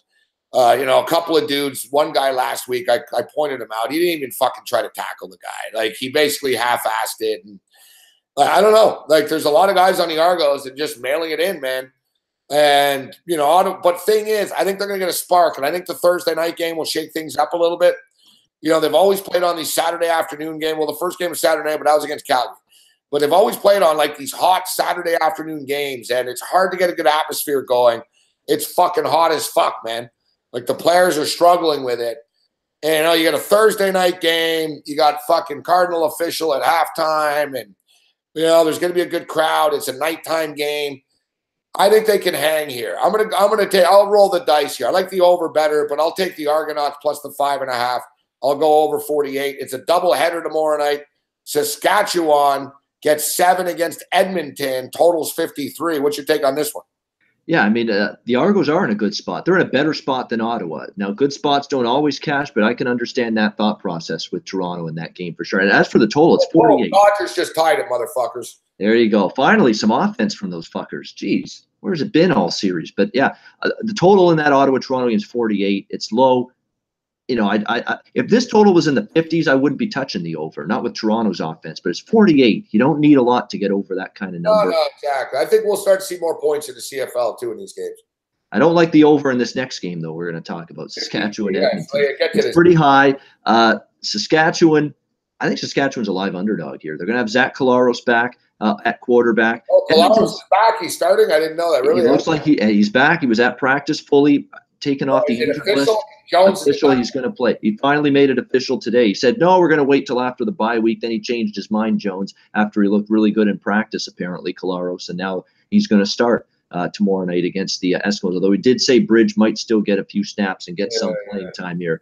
But the good news is Saskatchewan's got this Nick Marshall kid back at cornerback this week for the Riders. He's a starting cornerback. He started the year as their starting quarterback, got injured in the first game against Toronto. He was the guy playing alongside Ed Gainey in that secondary. He's back, which means finally, Duron Carter will be wide receiver only for this football game and on the offense, which is obviously should have happened a long time ago. Too. So yes. Duron Carter's on offense? Finally, yes. He will be at wide receiver, Collaros at quarterback, at least to start the game. And Edmonton's a miserable home favorite, Gabe. I mean, other than a win against BC where they were awful loss, they've been terrible. They've 7-15. They like the Mike Riley dramatic comeback and shit, right? That's their thing at home. 7-15 against the spread in their last 22 home games. They've been terrible laying big points at home. So you get more than a touchdown with a Saskatchewan team that's going to have Collaros back. The defense has been great. Don't be fooled by that score. And I said this on the CFL show. It says 34-22 for Calgary last week. Calgary jumped on Saskatchewan turnovers early in that game. They had a punt return touchdown. That Saskatchewan defense still held Calgary to 247 yards. Quarterback play, they're really being games. They got, the Saskatchewan. Too many points there, I think. Good skill position and playmaker guys. Like they make explosive plays, but it's fucking tough to be in a game when you're fucking 2-0 all the time, It is. And again, last week, that if Calgary does not get all those Saskatchewan early turnovers, 2 fumbles, they get the punt return touchdown, they're down 24-0 Saskatchewan before they can even blink in the first quarter. If that doesn't happen, Saskatchewan's defense is holding Calgary to under 20 points. And Saskatchewan's probably got a chance to win that football game. I mean, they played pretty good last week. They outgained Calgary, believe it or not, despite losing that game. They're live, I think. I think they take this right down to the wire. There's too many points. You get over a touchdown. Saskatchewan plus the points. Absolutely. You know what I just realized, Babado? There's no East versus West this week. It's all divisional matchups. Yep. All division. I was going to say, all right, guys, it's 14-6 so far in the year. Let's keep track. After 20 games, doesn't matter. So, by the way, next week. I should point out about Edmonton, too. I know they cruised over Montreal last week, a sad sack Owls team, but they were still bad early in that game. Multiple defensive pass interference penalties, way too many penalties overall by that Edmonton team. Off the street and ran around like crazy on him last week. He did. That defense was not great for Edmonton. That was Montreal with a quarterback making his first start and an offense devoid of skill position depth. At the very least. So I've still got concern. Edmonton's defense laying this amount of points with the penalties they take. They're still playing undisciplined football on a weekly basis. Jason Moss keeps talking, we got to stop with the stupid penalties, and I don't see any action. It's all talk, no action. That's a dubious team to be laying these kind of points with right now. They're a good team, but they're flawed a little bit with penalties and suspect defense. We know Riley's great. We know that offense is lethal, but they got some issues elsewhere. Well, I don't know if you heard Babado, but Johnny Manziel started this week. I did not hear about that. That's news to me. Wow. I had no idea. None. Like short of Wayne Gretzky, I got to say TSN. I really haven't seen him go balls deep like this on anything. Fucking like I was doing a radio show yesterday with Cam, and I looked up and I said, "Oh, I see on TV here they're doing a thing on Johnny Manziel." It was like an hour fucking feature, man, on TSN. They had Dave Naylor. They're at the fucking practice. They were live. I was like, holy fuck, man. You guys really are fucking taking this. like they, like TSN doesn't do that usually, guys. Like during the day, they're showing poker. Like I didn't even think they fucking, it's the first thing they got off their ass in like years, to be honest with you. You think that's amazing? I was like, wow, you actually are live. You're sending it to the Owls practice. And it was in depth. And we had a 30-minute sit down with Manziel. And like, they're really, really into this right now. I was going to say, if you think that's amazing, I had ESPN Sports Center on. They had one of their NFL beat writers that usually covers the Bills for ESPN. He was in Montreal covering Manziel today at practice. ESPN. So everybody down south, they're lapping this up too. TMZ interviewed Ward Boone about this game. They asked Ward Boone. They wanted to talk about the Alouettes and the Ticats on Friday, and if Ward Boone's going to be watching, and he said, yeah. And Ward Boone said, everyone in the NFL will be watching. All the NFL scouts, GMs, don't believe otherwise that they won't be. And you'll see. I can't wait to see the ratings, Babano, for real, because and it's almost though the boy that cried wolf, right? Where how many people in the States fucking walked into a bar or fucking said, is Manziel playing? And they watch the game and they're like, fuck, he never plays, right? Yeah. They're like, fuck, I've heard about this every week on ESPN. He never plays. So now that's why ESPN's getting the word out now. No, he's playing. He's starting. He's playing. So I'm curious to see what the ratings are. My guess is I'm willing to bet. I bet you it'll be the highest rated CFL game on ESPN history on Friday night. It will be. I have no doubts about that whatsoever. None. Especially when I saw ESPN too. They said, make sure you tune in Friday night. Hamilton Ticats, Montreal Alouettes, Johnny Manziel's pro debut or CFL debut, ESPN2. And I mean, they said it right on the SportsCenter broadcast. Not a commercial, right on the SportsCenter broadcast. So they're promoting this thing for all it's worth and milking it for all it's worth too. So let's get to the game. Yes. The Alouettes get 7 points against your Tiger Cats. And I know you were aghast last week, but I said, I don't know about the Ticats and Mazzoli and everyone. I was aghast by that performance. I got to tell you, I know you were angry earlier in the week. I don't know, maybe it was this morning. I have a hard time keeping track. It was this morning you brought up, you're like, some people in Hamilton are like fucking pulling for the Alouettes and Manziel. And yes, I'm not joking. I'm not making that shit up. That's happened to some people, yeah. Well, I got to tell you, it's going to be a bad look if Manziel starts to light it up a banner for Hamilton. It is bad look. They give up on him too easily, and they not give him a chance, right? That's the question that people will ask. But I don't know. This is it. I mean, Mazzoli has a chance to really fucking stick it to everyone here and shut everyone up like me. Manziel has a chance. Manziel, listen, the Alouettes are playing uphill here. Their defense sucks. Fuck, they can't tackle. It's awful. Yeah. That's not Manziel, right? So whatever happens, the Manziel can't control the fact that the Alouettes don't know how to tackle. Takes like 5 guys to tackle one guy. Fuck, like they bounce off and shit. It's fucking pathetic. And he hasn't played the game. Fuck, right? So you got to give him time. But those 7 points are pretty tempting, Babano. It's a lot of. It's not points I'm laying with Hamilton this weekend. Yeah, that was frustrating performance. Here's why I'll give this Hamilton team. Last week was terrible offensively, but they had 2 offensive linemen. One of them was a big-time left tackle starter that they traded in that Manziel deal. They were without their 2 top receivers last week in that game against Ottawa. It was windy in that stadium. It was hard to really make accurate passes. So I'm gonna. I was ticked off. I did not like what I saw from the offense. I did not like really the play calling for June Jones. For the first time, I had some issues with that since he's been the coach here. But I'm willing to put that aside for this game because I'm saying right now, if Hamilton and Jeremiah Masoli, everyone's talking about Manziel's got a point to prove. Masoli has a point to prove, and the good thing for him now is he's going to get a returning O-lineman from injury. He's going to have not 1 but 2 top receivers back that did not play last week. Luke Tasker's back. He is integral. They should put some points up on the board here. Tasker coming back is big for them. Tolliver as well. And we know Terrence Tolliver, before he got injured. It's up to 50 right now. And I imagine by Friday night, just because of Manziel mania, it'll get up to 52, 53, to be honest. I would imagine you'll get some over money because you're going to get some Joe Publics in the States, even if they can find a CFL line that they're going to see Manziel starting. He's going to put up some points. He's going to light it up. Let's bet the over. But this is more, I think, Hamilton, I think, is going to light up Montreal's defense for sure. I'm not quite as sold on Montreal and Manziel lighting up Hamilton's defense, but I don't think they're going to be shut down. Manziel's, I think, got too much raw ability and athleticism to be shut down for a full game. Exactly. He'll make something happen. Exactly. Saw that in the preseason. That was the one thing that he did well, right?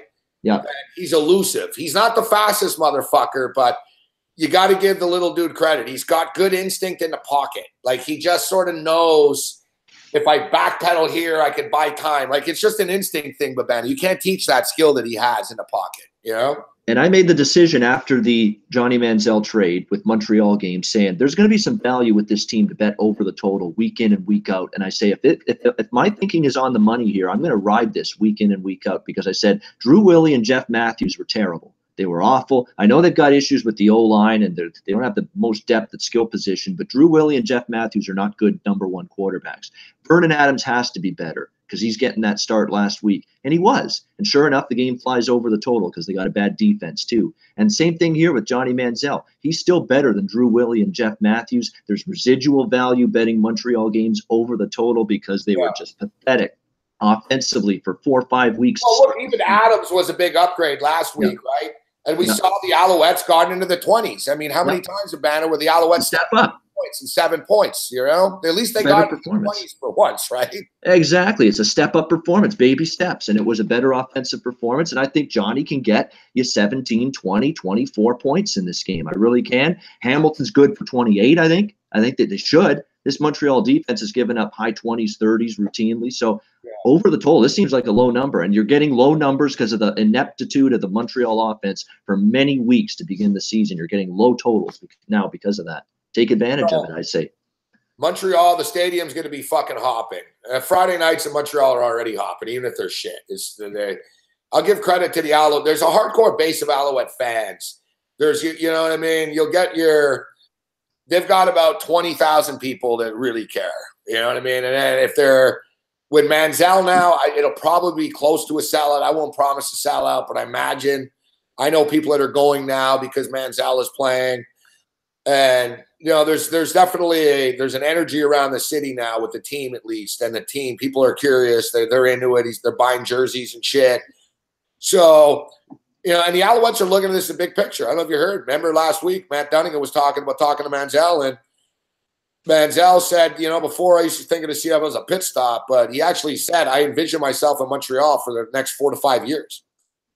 Manziel said, I want to be the quarterback of this franchise, like Montreal. He's like, I want to be the quarterback here, and I want to win, and I want to be here for years. So they're not looking at it as a week type thing here. So you can't go all in on it or anything, but I think the over is a safer play. But I'm intrigued by the Alouettes. That's an interesting comment, and that changes my complexion of the trade because I said Montreal, they gave up too much. But if Manziel's actually going to stay in the league beyond a year or two and plays well, then it's going to be weird. If he plays well in the CFL, he'll be in the CFL. That's the way you got to look at it. I will say the one thing about Manziel being gone from Hamilton, and I noticed this firsthand being at the Ottawa game last weekend. I've got my fan base back in my section that I sit in at these Ticat games. The good fans, the loyal fans, the hardcore Ticat fans. I had to sit there and watch a bunch of morons with Manziel jerseys saying, put Johnny in, and times Jeremiah Masoli would struggle. You're all gone now. I don't have to worry about you anymore. I've got my hardcores, my loyalists, loyalty. That means something to me. I'm a loyal fan, loyal to my city, loyal to my team, and I'm going to stay that way. I've got my fan base back around me. The loyal Ticat fans were the ones there last weekend. Not the Johnny-come-lately, stupid fanboy fucks. They're all gone now. I don't have to worry about them. The guys that don't give two shits about the Hamilton, the city, or the Ticats. They don't. They would rather see Manziel succeed and play. They're only there to see Manziel, seriously. I know, but let me ask you. Players on the Ticats. Okay. I get that they were only there to see Manziel, but I think Manziel is probably better than Masoli. So that's what I'm saying. They might have been right in saying put fucking Johnny. I mean, for the life of me, and that's why the trade happened fucking 24 hours after. Dude, when they were down by 28 that week, 2 weeks ago, who was it to when they fell apart? Fuck, the home game? Oh, it was Hamilton? Yeah, they Saskatchewan. Oh, Saskatchewan. It was the second half. Yeah, Saskatchewan like pulled away late and kicking the shit out of them and shit. Yeah. And Manziel never got in the game. And at that point, it was like, you guys sold jerseys. You fucking promote Manziel. You're losing by 28. You say all the time about how he's doing the right thing all the time in practice. Yeah, you don't give the guy a fucking chance. And that was the final straw. And I called this. Fuck, I knew this was coming. I predicted it. I said the league's going to force Manziel a trade to Montreal. And it happened. Because they were like, listen, we got an ESPN deal. Manziel never plays. You guys are losing and you're not playing him. Enough's enough. And Montreal is it's a big city in the league here. They got big problems at quarterback. You fucking trade Manziel to Montreal now. Yeah. It was almost like a forced hand almost. Hamilton didn't have to do it, but we'll see. We'll see. I'm giving Johnny benefit of the doubt. I think I like the fact that they were patient with him. They didn't rush him in last week.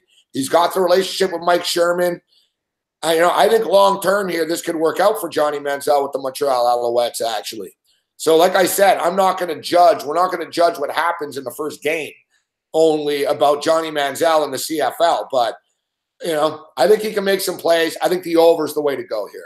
There was almost a little fracas, I remember, a few weeks ago, and I was on the side of the guy that told the guy to shut up, and he overheard some guy saying, I'm not here for the Ticats. I don't give a fuck about the Ticats. I'm here to see Manziel. That's aggravating. That's ridiculous. I get that. And I was with him. I like, good for you, buddy. I was like, I'm with you 100%. Tell that guy to shut the fuck up or get the fuck out. Johnny Manziel I can't stand that. I can't.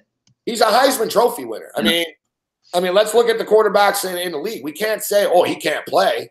It's like, I don't know, fuck, he's better than this guy. He's better than that guy. He's better than this guy, right? I mean, we've never really seen him play. He never really played in Cleveland all that much. The arm strength, someone talking about his arm strength, okay. The arm strength thing, I agree with. He doesn't have the best arm strength. And in a Canadian Football League, it's tough. You got to fucking throw like a 20-yard fucking 4-yard pass sometimes. You know what I mean? You got to we're throwing it 18 yards on the other side to pick up 6 yards here.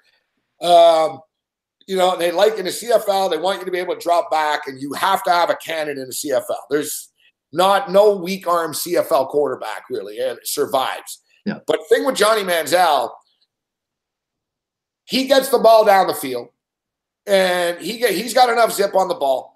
And the thing with Manziel is, Manziel's a creator. So when Manziel's running around and shit, guys get open. He doesn't have to have that same zip. And like I said earlier, too, Manziel's not ultra fast. So it's not like Manziel's going to be able to run wild and he's going to run to the corner and run for fucking 90 yards a game and blah, blah. That's not going to happen. But he's got great instinct in the pocket, guys. He knows how to buy time. And you'll see him. Man, there was a play in the preseason with Hamilton. Remember, Bano? He went from one side of the field to the other. Everyone chased him, and then he fucking zinged it to the other side to a wide open receiver. That's what he'll bring to the table. Right. And he's a Heisman Trophy winner. He's a big-time athlete. He's a big-time football player. Once this guy starts playing football again and gets it in his fucking veins and shit, it'll start to come back to him. I think Manziel can be successful with Montreal. I really do. And that's kind of why I think even in the first game, if he does struggle, with accuracy and throwing accurate passes, he's still going to be able to make some plays. Because if you're the Hamilton defense, you could have situations Friday night where, okay, you've contained the pocket's collapsing. Okay, the receivers are covered down the field. But here goes Johnny on the run.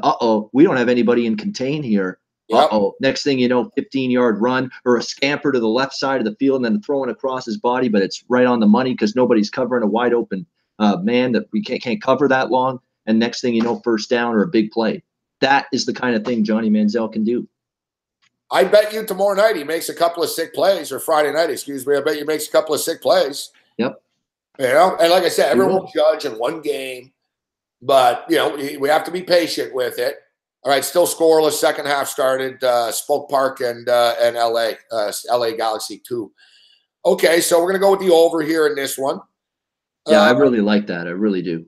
Yeah, me too. I agree. And then finally, in closing, we've got the BC Lions getting 11.5 at Calgary. Pretty tough to fuck with Calgary. And me, Baban, I generally like taking underdogs, but it's hard to fuck with the Calgary Stampeders. Like, they can name their score. I mean, if they're interested, they'll beat you fucking 30-7. You know what I mean? They'll just shut you down and beat you. And they seem to be pretty interested on a weekly basis. They got all they can handle last week, but now it's a tough place to play up there in Saskatchewan. What do you make of this one? I kind of want to make a case for BC here, plus the points. They're off their bye week. And in 2 games with Travis Lulay. Yeah, Lulay's quarterback. I got to give him credit. Since Jonathan Jennings was benched, which was the right call now, they've been competitive. The team's rallied around Travis Lulay. They came back to beat Winnipeg.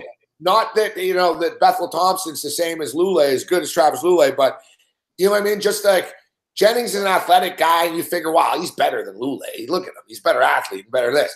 Franklin, he's better than Bethel Thompson, but no, it's just sort of knowing how to be a quarterback, Babano. Like, I think that's sort of like the Argos, sort of like with the Lions. The ball's just getting to the wide receivers now. You know what I mean? Before Jennings would hit a couple of big plays to Arsenault and shit. Now with Lulay, you notice, bam, he's getting these 8-yard hitches, and the guys are making yards after the catch. Like, it gets the playmakers more involved. You saw the Alouette skill position players look better with Vernon Adams suddenly last week even. I agree. I mean, all of a sudden, whatever the case may be, maybe Jennings wasn't getting them the ball enough. He wasn't accurate enough. The decision-making was porous with Jennings. Too many interceptions. Quick enough. The reads weren't quick enough. Yeah. With Lulay, you've got a guy that's been – how many games has he started in the league? Probably well over 100. I would say he's been a starter for a very long time. Won a Grey Cup with BC way back in 2012, I believe. So he's a winner. He was a great quarterback at Montana State too. He's always been a good winning quarterback, this guy. And it's never been an issue if he can't play anymore. It's an issue, can he stay healthy? Because he's one maybe big hit away from a career ender. Unfortunately, it's scary to say, but it's true with Travis Lulay. That next injury or hit that he takes could be the end. Well, we can say that about a lot of guys. Ask Ricky Ray about that. Ask Ricky Ray, exactly right. And now we saw, and that was a scary moment when we saw that. But now Lulay's healthy. He's made it through 2 games. He's played well. Every football player, Babano, really, I hear what you're saying. I know what you mean. And listen, I'm one of the guys who was like, remember I told you, I didn't even know he was still active. Yeah. Like when I saw he retired, you did, yeah. Early in the season on the sidelines, I was like, I guess he's an assistant coach now or something. You know what I mean? Like, because he was in, he had a hoodie on and he was fucking talking and he was involved on the sideline. I was like, I guess he's an assistant there now. Then I'm like, no. He's hurt. He's coming back. I'm like, what do you mean he's coming back? From what? The guy's done. Fuck. I said the guy's one hit from fucking like being in the morgue. And no, here he is running around, and man, the teammates love him. Fuck, you see how enthusiastic they are with him now. And they're almost 2-0 with him at quarterback. I want to go over in this one too, Mato, because they're going to be able to score a bit. Fuck. Even though Calgary's defense is really good, Calgary's going to fucking score like 30 on these motherfuckers. So can BC get in the 20s? I think so. Yeah, I still kind of think this game could stay under because to be honest with you, that game last week should have stayed under. There was not even 500 yards combined between the 2 teams, Calgary and Saskatchewan. Calgary's offense. Fuck me. All right, 1-0. Yeah, Calgary's offense has not been really clicking the last couple of weeks. They only put 25 against Montreal 2 weeks ago. They sort of coasted to a win there.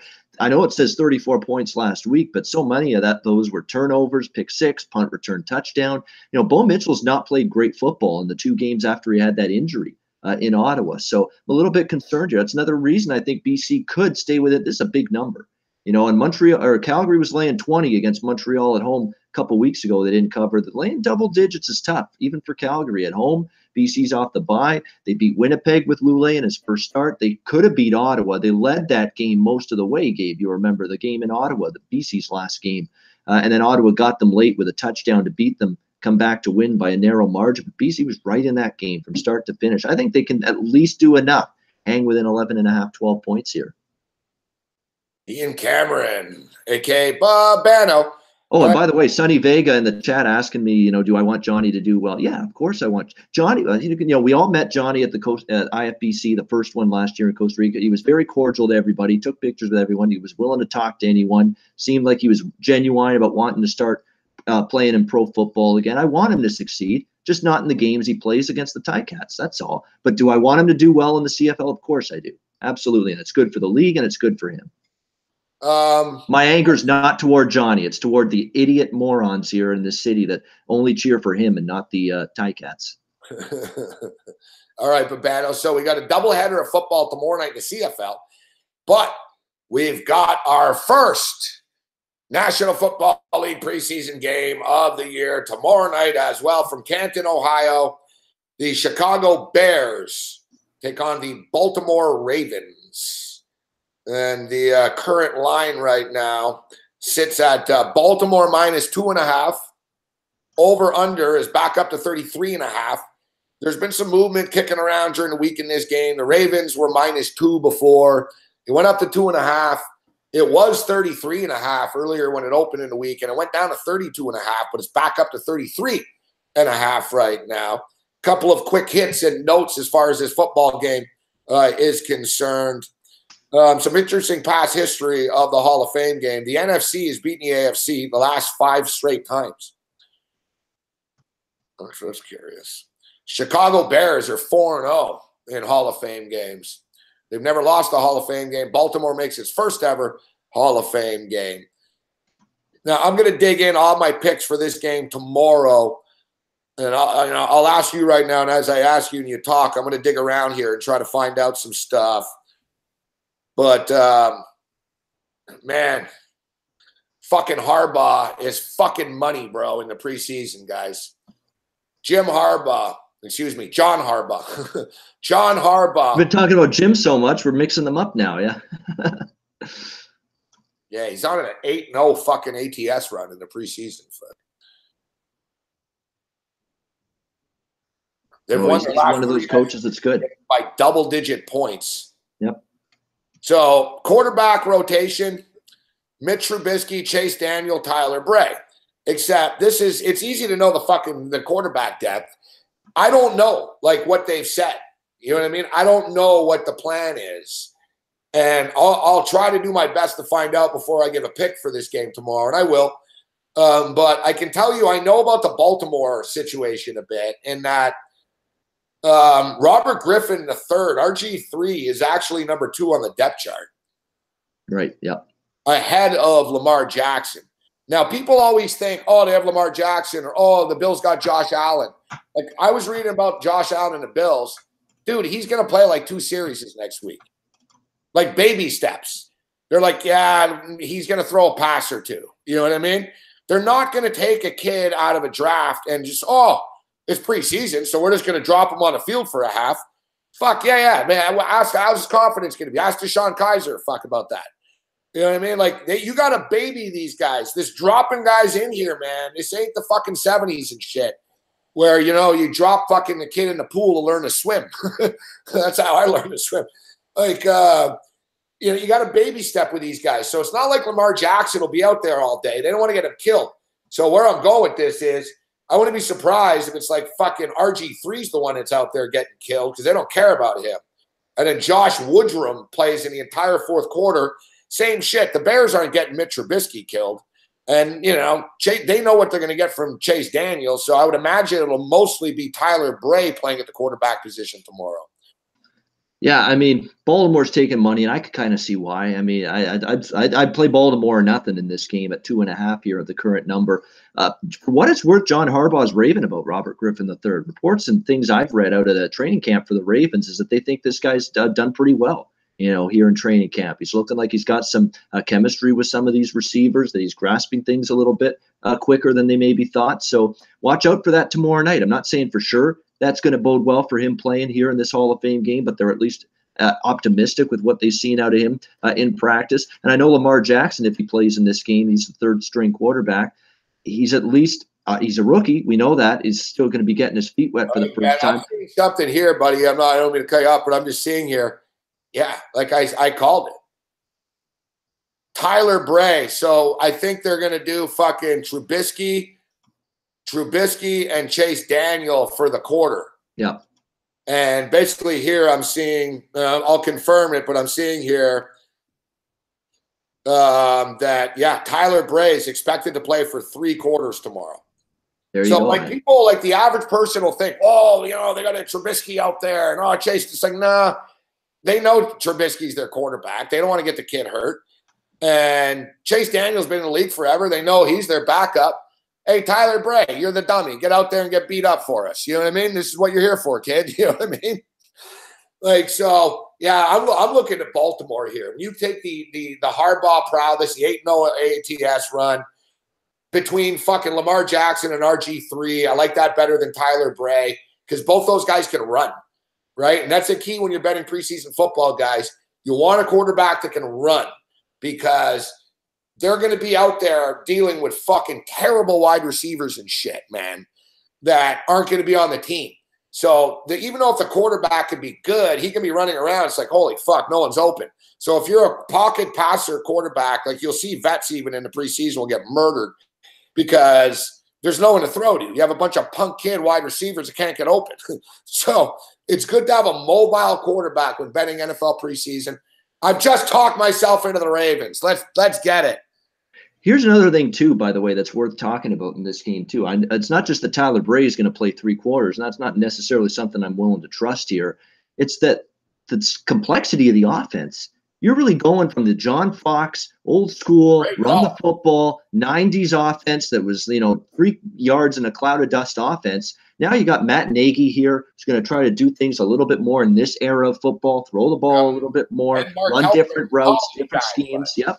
And get Helfrich involved as well. Exactly. It's the OC. So this is a much different Chicago Bears offense for this team. And for quarterbacks on this team, a Tyler Bray, a Trubisky, a Chase Daniel to learn from the John Fox era. So that's a learning curve. That's not something you grasp right away after just a week or two of training camp.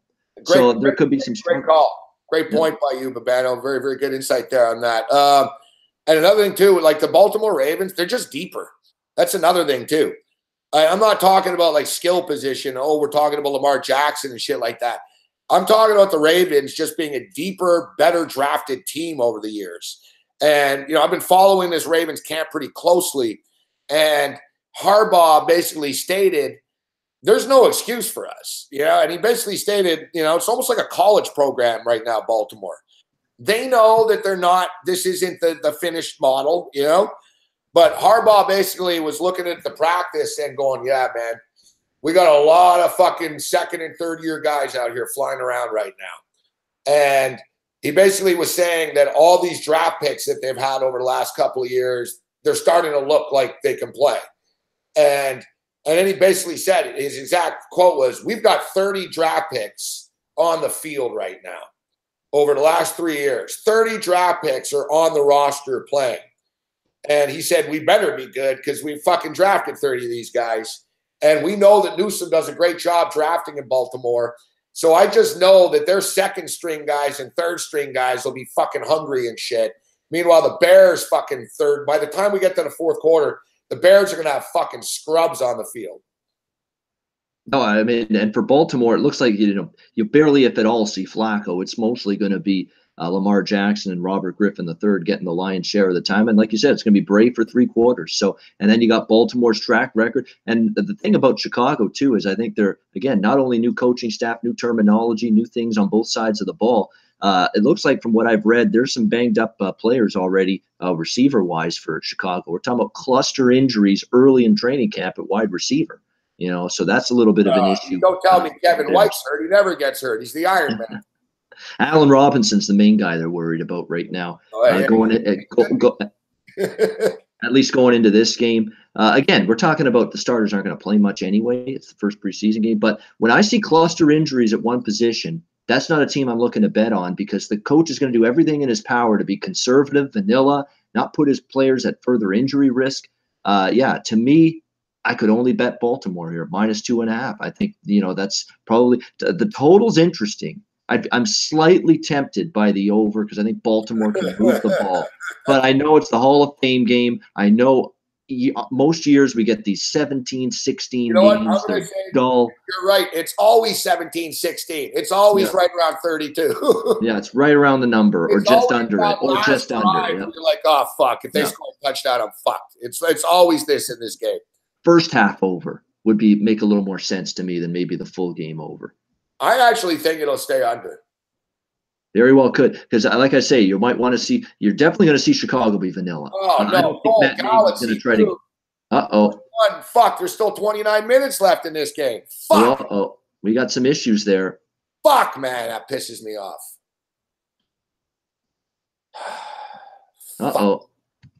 What's up with the Dodgers? Dodgers still 2-2. I got the Dodgers too, but fuck, man, I want to win this game. Fuck, this is angering me. All right, still 30 minutes left. Okay, Babano. So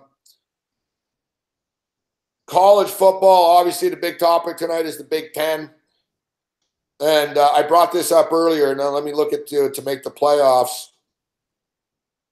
Ohio State is still up right now. Interesting. Bet365, let's see regular season win totals. Have they pulled Ohio State? Because some sports books pulled them. Let me just bring that up here, actually, right now. That you mentioned. Bet365 has not pulled them. Some sports books have. Bet365 still has Ohio State up right now at 10.5. I got to tell you, to be honest, if you had money to spare and you could afford to do it right now, I'd drop some money on the under. Fuck. I would too, just a little. The line hasn't moved yet, guys. You're getting 10.5 here, and Urban Meyer might not be there. I mean, he's fucking suspended right now, guys. This is real. The season starts in 4 weeks, and he's not there. This is not a joke. And Bet365 hasn't touched this yet. If you have money in your account, I would not be opposed to you pulling the trigger right now and going under on this. And the thing is, too, what do we marvel at about Urban Meyer? I know the team is still loaded in terms of recruits and talent and both sides of the ball, but you're removing one of the top coaches in the sport. Let's be honest. And what's the one thing we could always marvel in and cash in on year in and year out with a team coached by Urban Meyer? Off the bye, time to prepare. Not many coaches better than that, with time to prepare and get a game plan and get a scheme together for a big game than Urban Meyer. That's going to be taken away from him now, going into this first week of the season, now that he's probably not going to be on the sideline for at least that first game. It's looking that way anyway right now. So, you got to account for that. You're losing one of the top coaches in the sport now. No offense, to the next man up here, but it's an issue, and it's something that you got to factor in here. But yeah, under is the only way I would bet it now at 10. Under was actually the only way I was going to bet it before this news broke, Gabe, to be honest with you, about Ohio State, because 10.5, that's a very, very high number. You're not going to see me, even if it's a great situation for a team, you're not going to see me betting an over 10.5 in college football. It's just too many things can go wrong. Their schedule isn't overly killer, though. They play cream puffs. Exactly. That is why the total's high. But yeah, I mean, you still got to go out there and win them. I remember Ohio State losing or almost losing to Northwestern or Indiana. I remember a couple of years back, and it can happen. Even though it looks easy. They have it up to win conference. Let's take a look here. So yeah, that's what I'm saying. This is nuts, fuck. So Bet365 still has this right now. Ohio State to win the Big Ten plus 137. Wisconsin's plus 400. Penn State's plus 450. Michigan's plus 600. Now, first off, I think the odds makers have Michigan off here on this. I think they're overvaluing Penn State a little bit. Wisconsin are good, but I think Michigan will beat them. We get that game in Michigan too. I'm pretty sure it's in Michigan now. So, man, Michigan's 6-1 right now. Ohio State, I mean, I would almost just bet on Wisconsin and Michigan right now. Wisconsin at plus 400 and Michigan at plus 600. I got it. Look, man, if some sports books have pulled this, I'm surprised. It's like they're acting like nothing's happened here. Yeah, I mean, there's been no adjustment really. There's been no major move since that news broke. And let's not forget, JT Barrett's gone. We got a new quarterback, Haskins here. Dwayne Haskins at Ohio State this year, so they're breaking in a new quarterback. I know might be better than Barrett, even, bro. Dobbins and Weber look great. I mean, the running game's fantastic. You can't take that away from Ohio State. They got a great running back tandem. There's no question. They'll be able to run the football. The defense, is at least Nick Bosa's back there. I know there's a couple starters that are going to have to be replaced. 6 starters they're going to have to be replaced, but they reload. They don't rebuild on the defensive side of the football. So they're going to still have a very, very good defense. My concern is you lose that acumen and that game planning ability of Urban Meyer. That matters. Great point to you, Race. I don't know. Like I said, word is, I don't know what happens, but Greg Schiano is the one that's already being brought up that would be the one to coach this team. I've never been enamored with Schiano, to be honest. I don't understand a love fest with Schiano either. I mean, okay, you know what? I guess it's one of these deals that. Okay, Rutgers wasn't a complete shithole when he coached them, but they still weren't great. Almost like, wow, bro, he won fucking 8 games with Rutgers, right? So, that's the thing. Like he won with Rutgers. They weren't great. I mean, they were in a bowl game international. They had Ray Rice, right? So, The thing is, Schiano didn't get the fucking Tennessee job, if you remember. They were going to hire him, and they didn't because there was a big backlash. First, because Tennessee was like Clay Travis, I think. Clay Travis didn't want him, and they basically fucking said that Schiano knew about he covered up shit. He was around sexual shit and covered up shit. So they tarnished his reputation. So I find it hard to believe Ohio State would go to this guy now, but who fucking knows? I mean, he is the fucking coordinator there, so... I mean, I imagine Schiano's the coach now. So you don't really – Schiano is a good coach. I mean, you're getting he coached in the NFL too. I'm not writing them off, Babano. As much as I think the odds are skewed right now, I think you can get value by sort of betting against the suspension thing, but you can't write them off. They're just too loaded. They're too good. Fuck. I think I heard you, by the way, since we're now in our Big Ten preview, you mentioned something about you think Penn State could be a little bit overvalued. I totally agree. I mean, you lose Saquon Barkley, one of the absolute best players at any position in college football last year. He's probably going to have a big-time NFL career now with the New York Giants. You watch them be able to run the football now this year, the G-men. A ton of starters gone on the defense from last year. How about Joe Moorhead being gone? I give so much credit to Penn State's offense being as good as it's been the last few years because Joe Moorhead's creativity, play calling, and scheming on the offensive side. He's gone now, coaching, of course, at Mississippi State now in the SEC. That's a big loss on James Franklin's coaching staff. And I don't think it's going to be easily replaced. It's like with Shanahan when he went from Atlanta to San Fran in the NFL. You lose an elite play caller, an elite thinker when it comes to the offensive side of the football. You don't have that now with Moorhead. I think there's going to be growing pains. I think they're going to be overvalued. I think they're going to be a tough team to make money with. I think they're actually going to be a money burner this year. They could still have a good season, but I think they're going to be overvalued week to week. Overvalued point spread-wise. Yep. And I'll tell you what, Pittsburgh are going to fucking cover. And they might beat them. I'm telling you, this is week 2. Pittsburgh Panthers. You talked about Pittsburgh this morning. I like Pittsburgh a lot this year as well. Pittsburgh might beat these guys. I think they're getting like 17, 18 points tentatively too. It's way too many points. Here, guys, Penn State is losing 69.6% of their starters from last year. Yeah. Including Saquon Barkley. Yeah. And the defense loses a ton. From that unit last year, yeah. And the schedule was a favorable one for them too last year. So you're right. I think I don't think they're going to be bad. They're going to win fucking 9-10 games. They'll still be okay. They'll still be good. They have Trace McSorley, but Trace McSorley was a supplemental piece of the offense last year. He was not the focal point. That was Barkley. He's going to have to do more in the passing. He's capable of doing more, but he's going to be asked. They're going to have to lean on the passing game a lot more now that they don't have a Saquon Barkley in their backfield. You know what nice dark horse is here, Babano? Well, Michigan State are good, but these guys are a walking fucking violation waiting to happen too, right? I mean, that's a shit show over there. But let me see. All right, so because I'm not saying that this team's going to win the conference, but let me see their regular season win totals. No, they don't have one up here for them. Fucking Wisconsin. No, someone let me know what you see here. I think it was 7.5 though. Northwestern. Oh, Pat Fitzgerald. Right. Yes. This guy's one of the best coaches in college football. It's amazing what he fucking does. Did you 10-3 they were last year. We forget that. 10-3 last year, the Wildcats. Yeah. You know that he's never had a fucking they've never had a player drafted in the first 3 rounds of the NFL since Pat Fitzgerald's been there. Amazing. And look at exactly, and he wins these games. He's a college coach. He's a football coach. He gets the most out of his talent, and he's got some talent back. As you stated, coming off their second 10-win season in the last 3 years. They've got, they're losing some guys here. They lose their star running back, and Justin Jackson. Yeah, they'll miss him. They'll miss him. But Fitzgerald's just such a good fucking coach, and they never get any fucking credit. And they're talking about this fucking kid here, this Thorson kid, like he's a real stud.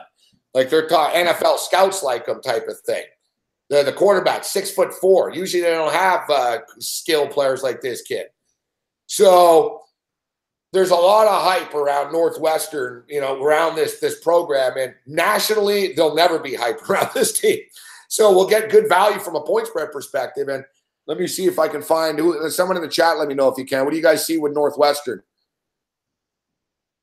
Northwestern is – why is it not here on Bet365? Yeah, they don't have them listed there. No. What the fuck? Let's see. Big Ten. Try Pinnacle then. All right. That's, Babano, it's one thing. Maybe somebody's got the win total here. It's one thing when we're in Vegas, Babano, I'm going to do because of this. Like, remember last year, my FAU, like, I want to bet on an Old Dominion over this year. I want to bet on a Tulane over and shit. Yeah, there's some offshore books, but I don't like those books. No. So if I can't get it at Bet365 or maybe a couple others, I'm looking at South Point when we go there. And maybe Westgate or Nugget will have it up, but I know South Point's legendary for having every motherfucking college football team. No debate. They have it. You want to bet on a UNLV total? We got it. You know what I mean? You want to bet on Charleston? We got it. That's what I'm looking for. So I'm going to go over there probably on a Thursday, but all right, where is it here? And that's the good news is that the Golden Nugget in downtown Vegas is a little closer to the Westgate than the Strip is. So that's nice. Location-wise, It'll be accessible, easy to get there. Yeah, I was right. So it was 7.5. My original number was right. It was 7.5. Yeah, dude. So what? You're telling me this isn't? They won 10 games last year. You think they're dropping 3 games? No, they're not. This is a 9-win team again. This is an 8 or 9 win team. They go over 7.5. Yeah, but the one issue is the schedule is pretty daunting. I'm not convinced they can win at Purdue that first week. I'm very high on Purdue. Purdue turned that corner last week. Purdue's going to take a step back. South Point has 6. Even, are you kidding me? Motherfucker. All Jeff Brom does, though, is churn out one good season after another. All he does is the team improves year after year that he's there. What a big first step for Jeff Brom last year with Purdue, just to get them into a bowl game from the disaster they were in the Darrell Hazel era. He's already done yeoman's work. They got the quarterbacks back. The offense has got everybody back from last year. That offense is going to be tough to stop.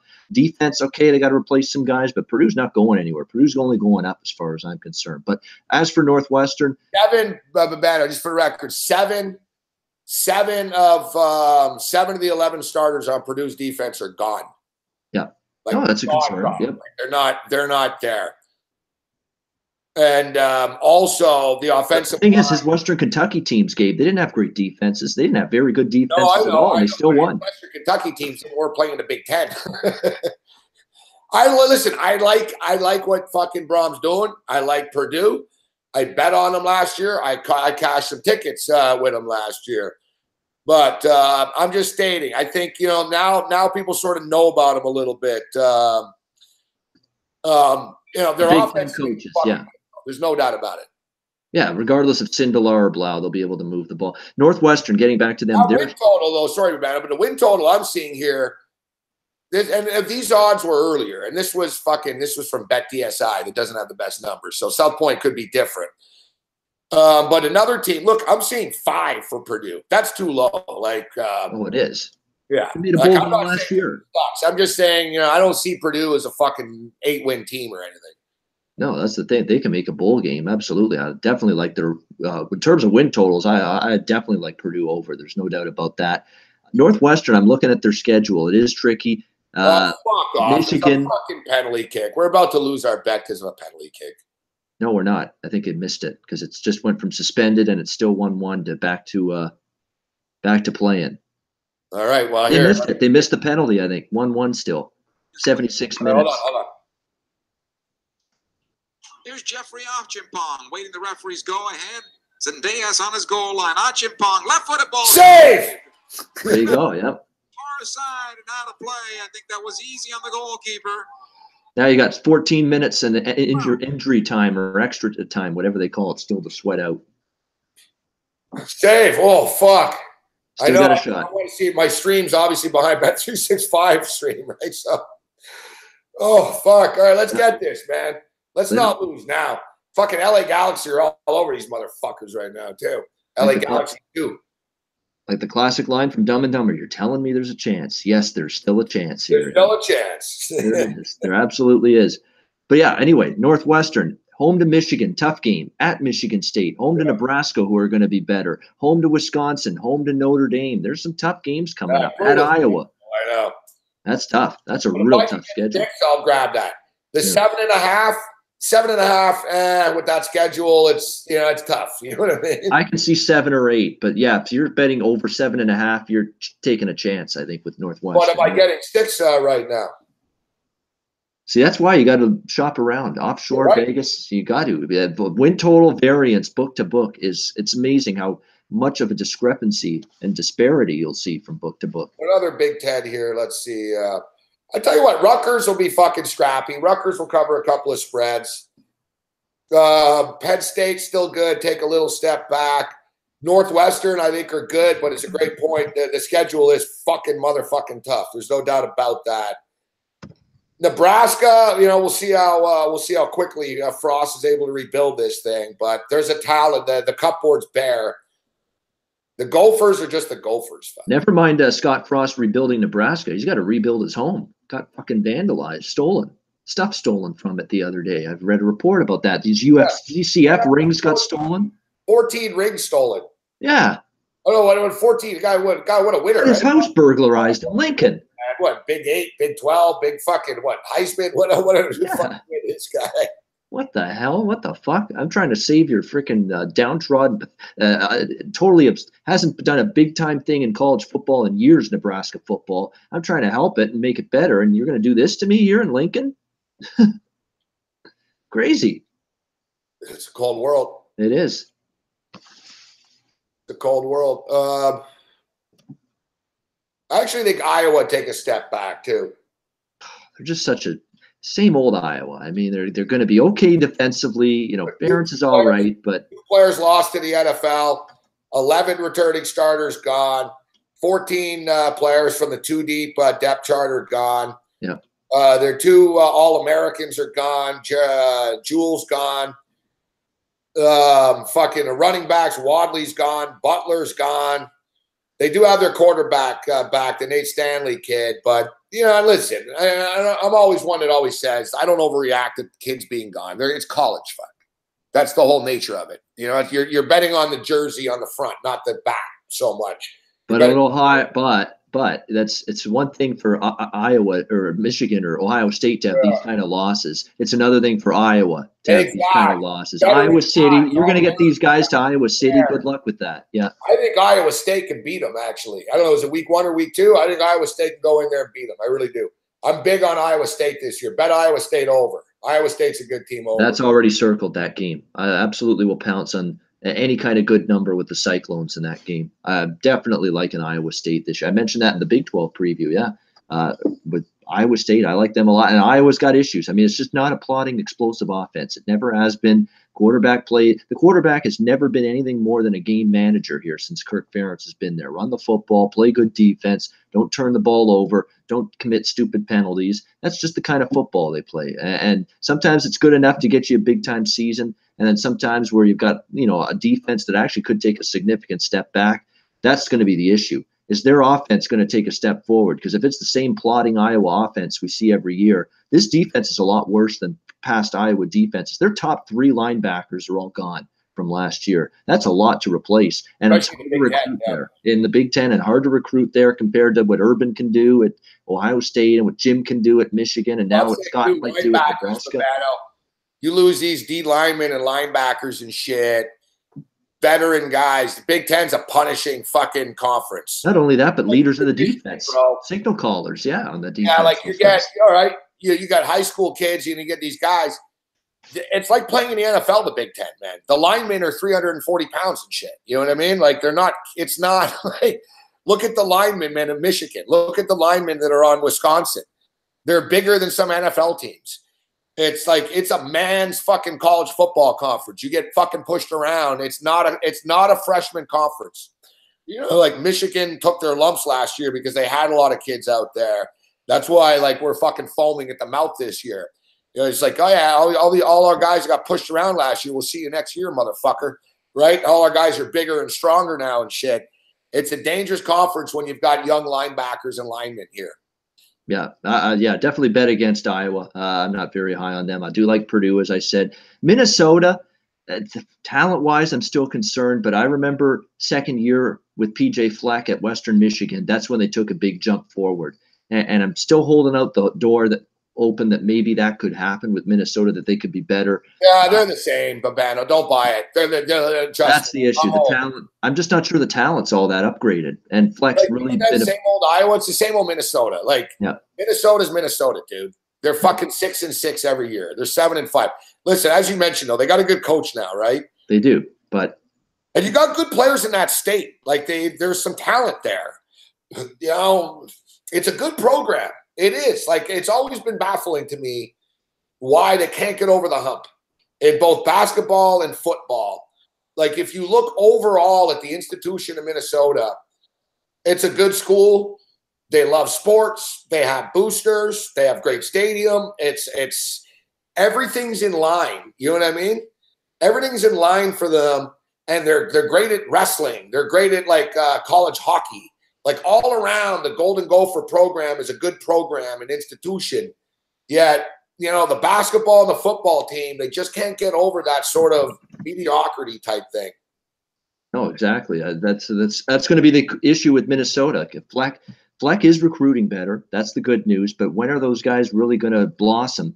How long is it going to take for them to blossom is the big question. The quarterback play, there's another team that's any kind of big-time quarterback has been there in Minnesota for years, much like with Iowa. So we're dealing with that problem as well. They can hang in defensively, but Iowa's had some good quarterbacks for Bano, though. In the past, Beathard was okay. Drew Tate way back when. Stanzi. Drew Tate was a very good. You remember Drew Tate back up on the Calgary Stampeders for years. Drew Tate was a very good quarterback at Iowa. Yeah. The last few years have been a little bit tougher to come by, though, for Iowa at the quarterback spot. It's hard not to bet Nebraska over. I know it's the first season, but Scott Frost in year one with UCF automatically made them so much better. They think this freshman quarterback, Adrian Martinez, was a good fit for Frost's offense. He wants a mobile quarterback. I'm seeing 6.5 at Bet365. That's the question. It's not easy. He did it at UCF, the huge turnaround, a ton of wins. Stop playing against he ain't playing against I know, it's the Big Ten now. That is the second. That's also that, counterpoint thing going on in my mind. Thinking about, okay, Scott Frost immediately made UCF better. Can he do that with Nebraska? My deal with Scott Frost is I buy it. I think he'll turn this Nebraska thing around and he's going to get him back on track. But I'm not let's give it a year or two. You know what I mean? Getting him to a bowl game is an accomplishment. So get him to a fucking bowl game. And look, it's plus money to the over 6.5, plus 125. That's what I'm seeing. And where is Nebraska now with Scott Frost taking over compared to where Purdue was prior to last year before Jeff Brom took over? I don't think there's a huge difference. I mean, obviously Nebraska is a little bit better than Purdue probably, but I don't think it's leaps and bounds better than Nebraska. No, it's a sleeping giant. You know what I mean? You've got a chance there. It was a giant. I don't know. You know, we'll find out. Which means that maybe Nebraska's expectations this season should be tempered at 6 or 7 wins and get to a bowl game. You shouldn't really be looking for or expecting more than that. Their problem with Nebraska is the recruiting. You know, in the old days, they won championships and, you know, they ran the fucking option. College football wasn't the same. You know, there was only a few schools the kids would really choose to go to. I'll either go to Oklahoma or Nebraska or Texas. You know what I mean? And the Midwest kids went to Notre Dame or Michigan. And, you know, there was sort of just – it wasn't as convoluted from a recruiting standpoint. And now it's really tough. You know, you get the Iowa kids. You can't – you know what I mean? You can't you know, Nebraska, you can't win just with Nebraska kids and Iowa kids, right? So they sort of plucked that little – and remember when Nebraska was last good, Babano, when they were last good, you know, in the Lawrence Phillips era and shit? Yep. Where's Lawrence Phillips from? Los Angeles. Yes. You know, like they had quarterbacks from California and running backs from fucking Florida. Yeah, California, like, Texas, hotbeds, Florida, yeah. Yep. They were getting guys. Hotbeds of recruiting, yes. From Los Angeles, but I'll go run the ball for these guys. You know what I mean? Yep. Now it's like, you know, no kid from LA is like, he's like, fuck that. Like, yeah, why would I go to Nebraska? I can go to USC. I can go to Florida. I go to FSU. I can go to, you know what I mean? There's 20 schools I'll go to before I go to Nebraska. No. You know, why would I do that? I don't give a shit that they won in 1974. You know what I mean? What, a bunch of fucking, you know, it'd be like a bunch of white dudes with corn on their head up there. Like, fuck, come on, man. I'm not going there. But now with Scott Frost, he's got that pipeline into Florida. All those fast dudes and shit that he had fucking in Central Florida. He knows all the high school coaches in Orlando now, and he can tell them, listen, you would have played for me at South Florida, at Central Florida. This is a better school, better opportunity. Fuck off. Don't tell me they scored late here. Suspended. Uh-oh. No. Oh, suspended again. It's teasing us here. Fuck off. We're in the 86th minute. It's 1-1. LA Galaxy are like destined to score. Fuck. No. No, it's not. It's off suspended now. It's off suspended now. So that's the good news. Did you bet this too? You jumped in, didn't you? I did. Yeah, I did. It's a sweatshop, Babano. It's a cheap bet of $50. It's not big. No. Oh, fuck. That's a bullshit call. That's a bullshit call. Was it a penalty kick? Yeah. It really is a bullshit call. The goalie came out. It's a garbage call, man. On Haji Berry. We're just hanging on for dear life right now with this thing. Look at it. Out comes Baumsteig. Berry. Yep. Nah, it's a good call. Look at it again here. He tripped him. There's a red card, too. Yeah, there you go. Red card. Yeah. Fuck. Was never touched. Fuck, man. Gosh, got to hang on for dear life. We continue. What? Yellow and the red card. We continue. No, there's no penalty kick. Wow, there you go. That's why it went off suspended. Okay. The red card they gave for diving. This league's fucked. All right. Can see that. I don't know, man. I'm looking on a small little fucking box here, but looked to me like the goalie actually tripped him. Will be able to become maybe a third forward in this sequence. Holy shit! Well, we still got life here. Dodging bullets or what, Babano? 89 minutes. Penalty kicks, fucking tripping the box on a breakaway. Red cards, yeah. Down to 10 men or whatever it is now, yeah. You guys watching this? You see this, Yura? You watching this game at all? Dodgers are up 4-2, yeah. Yes, I'm on the Dodgers and I'm the under. Come on, let's get both these. There we go. See, good news is happening. Yeah. Just fucking hit this shit. All right, so. All right, by the way, just to wrap up Big Ten, then we'll quickly but people say I don't go quick. I'm going to go quick with the NFC North because I'm going to keep it to a minute. It's very easy division. Very easy division. No, seriously, 1 minute is NFC North. Whoa. I know we got, but that's I'm going to go quick with that. Last thing about the Big Ten, we haven't talked Rutgers. We haven't talked to Illinois yet because we don't need to. They suck. They've sucked for years. They're still. I don't know. Suck. I'll tell you right now. I'm actually tempted by the Illinois over fucking 3.5. What is it? I can't do it. Lovie Smith's still there. He's been awful. He hasn't. It's been awful with Lovie Smith. I can't believe he actually made it to a third season here. I really can't. Got a lot of talent. He's recruited well. Fucking. Yes, but what the fuck? He's not coaching. I don't know. Quinn says he got that article in front of him with the lines from the South Point. What is it? Illinois? Is it 3.5? It was 3.5. It was in that range. Yeah. Fuck. Can they get the 4? Here's their schedule here. Let me bring it up. I had it up a minute ago. Here we go. Kent State at home. Western Illinois at home. Versus South Florida. Penn State at home. At Rutgers. Purdue at home. At Wisconsin. At Maryland. Home to Minnesota. At Nebraska. Iowa. At Northwestern. Nah. It's close. They get to 3. I don't see where the 4 comes from. It's tough. Where's that 4th win? It's close. But yeah. These college numbers are so sharp, Amanda. Yeah. Illinois 4 at the South Point. Fuck. Almost go under. Fuck. Guys, I'll throw – this isn't Big Ten, but I'll throw one out here that I do like, and I might be in a minority. And generally, I don't like betting high totals, but I really do think this team is going to fucking dominate this year, and I'm talking about Boise State. Yeah, you like Boise. You've mentioned that, definitely. Yeah, Boise State's 9.5. There's not a lot of wiggle room here, guys, but don't be surprised if Boise State, runs the table type shit. They need to beat – can they beat Oklahoma State and Stillwater, Babano? That's the question. What do you think? I think they can.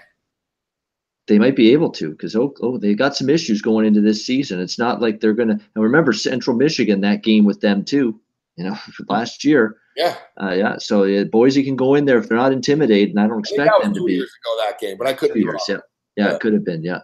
But it's they can do it. They absolutely can. But a lot of people like Boise. I think they're overvalued still in the conference. Classic chokers.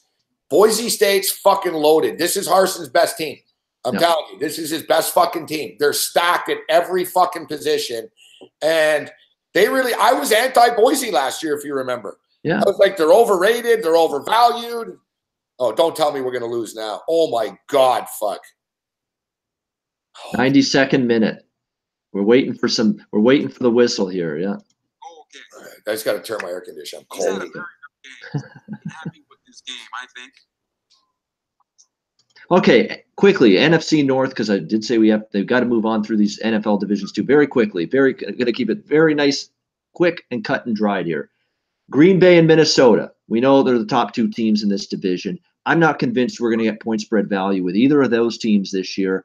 I know with Aaron Rodgers back, they could beat anyone on any given week, but I've still got concerns about the defense. They lost a key linebacker in practice this week for a serious injury, Green Bay. And we know defense is where they have to improve. So I got to see that Green Bay defense be better this season, even with Rodgers back.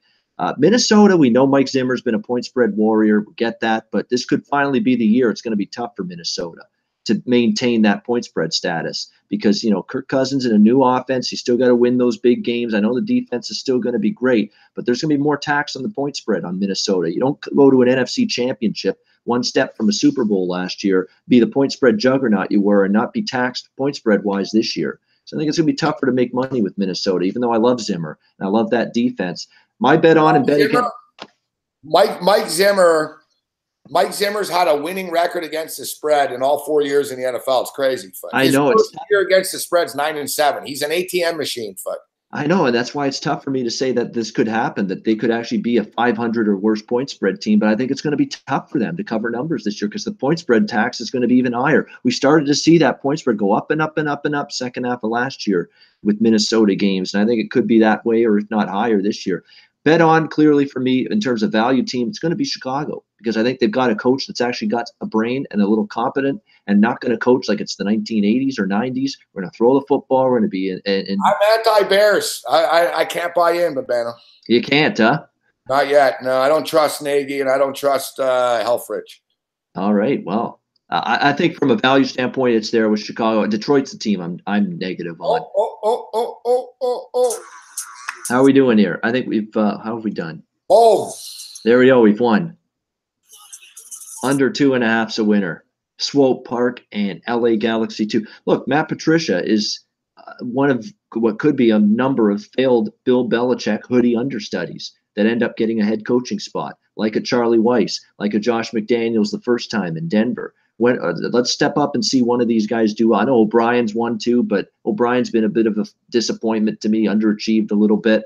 Let's see what Matt Patricia can do. Last time I saw Patricia coach a defense, they got crushed by Nick Foles in the Super Bowl. So I'm not, let's see. I mean, there's a lot to prove with this Detroit Lions team. Players like them in Detroit. They like Caldwell a lot, but the players do like Patricia. It's much more intense, they're saying, in Detroit now, but the jury's out on that hire. I agree. It's not like the Patriots defense. Like I really don't really know, he got the hire.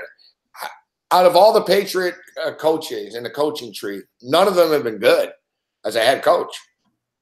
Yep. Josh McDaniels wasn't a good head coach. Charlie Weiss was a fucking train wreck. Romeo Crennel. Who else has there been? Like, there's none of these guys are really fucking ever been good. I don't know. I wonder about Patricia as well. Yeah. So to me, on that, the kind words on the side, man, we got lucky, Chance. Yeah. Like, we'll take it. They had a penalty kick stopped. We had a penalty kick save. There appeared to be a penalty in the box, but the ref actually called a fucking red card on the guy for diving. And LA Galaxy, too, had like fucking 13 chances in the last 5 minutes. And we actually hit it. We went 30 minutes, without fucking a goal there. Nice. I wanted to say one thing about the Bears in terms of them. I know Trubisky's a question mark, got to learn a new offense, complex offense. That defense, though, is going to be good. And if you look at the Bears' results last year, they could have beat Atlanta that first game. They did beat Pittsburgh. They did beat Carolina. They were neck down to the wire with Minnesota in a game last year. They gave the Saints all they could handle in a game in New Orleans last year, this Bears team. And this was a Bears team that, Trubisky's a rookie and he was struggling big time. And they still could have beaten all of these teams. They were so competitive last year. They are going to be, I don't know about the win total, Gabe, because everybody loves the Chicago over and it's gone up. It's 6.5 now. They're going to have to win 7 or more, the Bears, to cash the win total. I'm not as high on that. What I am high on is Chicago ATS game to game. I think they're going to be a winning point spread team, and they're going to be very competitive this year. They're going to be a good point spread team. Well, it's great to have football back, Babano. It is. There we go. I told you that was rapid fire NFC North. Great to have some. We got NFL. Yeah, people are asking me just joining us. Yeah, we're on the Ravens tomorrow. I'm on the Ravens. Next week, it's Big 12 and NFC East for our football previews. Yeah. Yeah, and then next week, too. Next week, I'll be next Wednesday, but man, I'll be in New York. Oh, okay, but you're doing the show, of course. Yeah, we'll do the show. I don't even have to ask. You're doing the show. You could be doing it in a rat hole. You'll find a way to do it. Yeah, I don't know where I'll be. Yeah, I might be in a rat hole. I might end up being in one. But yeah, we're next Wednesday. We're going to be in New York City. So next week, actually, Tuesday, Wednesday, Thursday, in New York. Good stuff. Enjoy it. Yeah, have fun because you're doing some Fantasy Sports Network stuff out there, and you're being on Carton Show. Enjoy it. It'll be fun. And you're prelude to your move, right? Because I believe you'll be moving out there. Yeah. We'll have an official announcement on that pretty soon. But yeah, we're done. We're going. What was I going to say? But we got Vegas coming up too. That's around the corner. So what? It's August 1st now. So the countdown's on. 3 weeks. 3 weeks from now, we'll be in Vegas, all of us, because the 3 weeks from now is Thursday, August 23rd. That's going to be my first day in there, in Las Vegas. So there we go. I'll be arriving on the Thursday. Yep. Actually, Wednesday night is when I arrive, but it's very, very late Wednesday night. It's one of those arrivals where it's like, you don't have time to do anything but go to sleep. And then Thursday. It's never late in Vegas. No, that's true. I might make an exception. We might, we'll stay up till 3 a.m. We'll find some people that are there. I'm going on Wednesday night. I'm on the 8:50 flight. Oh, early morning, huh? No, Wednesday night. Oh, Wednesday night. Okay. Yeah, like I land in Vegas on that Wednesday night at like 10:30, like Vegas time, 10 or 11 Vegas time at night. You know what I mean? No, exactly. Yeah, last time I don't mind that. I got fucking drunk on the plane on the way there. And I always say I don't always get drunk on the plane on the way to Vegas. It's much smarter not to. I should be smart enough after all these years to know that. I remember sharing the flight with you to Costa Rica last year. You were pretty good that day. No, I didn't drink on the plane going to Costa Rica. No. Yeah, I know you were fine that day. Yeah, no, I'm usually I travel a lot, and traveling wasted and traveling, so it's just much better. But if you show up drunk in Vegas and you're already drunk, it leads to chaos. Fuck. Yeah, like it sets the whole trip. Like once I got shit faced on the plane and I lost $1,500 playing fucking blackjack, fucking like 30 minutes after I got to Vegas type thing. like I got to the hotel. They were like, "Oh, sorry, sir, your room isn't ready yet." I was like, "Oh, that's fine." I was all drunk. And I'm like, "That's fine." And I went to the tables and I lost like $800, like fucking in 10 minutes. I lost again like an hour later. I was like, "Man, it's Friday and 40 afternoon. I already lost all my money pretty much." Fuck, you know? So I was all drunk. I wasn't thinking clearly. Last time I was in Vegas, March Madness, I left my fucking computer on the plane. I left my MacBook. I left the laptop on the plane. I was all wasted. I left the computer on the plane. I went to a weed dispensary when I was wasted. I left my passport at the weed dispensary. It was a fucking shit show. And the worst thing is I barely remembered too. So it was one of these deals. Like my passport, I was flipping out about. The computer, I was mad, but I was like, whatever, fuck. The passport, I was like, holy fuck, man, I got to get that back. So the first night I'm in Vegas, I get back to the hotel. I realized I don't have my passport as I try to check into the damn hotel because I went to the weed dispensary before I checked into the hotel. And I'm all wasted. I had to fucking like track my steps, where I was. I went back to the weed place. They had my passport. Then I got my passport. And then I got back to my hotel room and I opened up my bag. And I'm like, fuck, I don't have my computer. You were just losing things left and right. Oh, yeah, and I'm all wasted. It was like night one was just a shit show circus. I wake up in the morning. I got to do a show on a computer. And I'm like, man, I don't have my fucking computer. I call Air Canada. They're like, you got to go online to fucking file a report. And I said, I lost my computer. How am I supposed to go online? So I fucking just said, fuck it. And it actually worked out for me, man. It was crazy.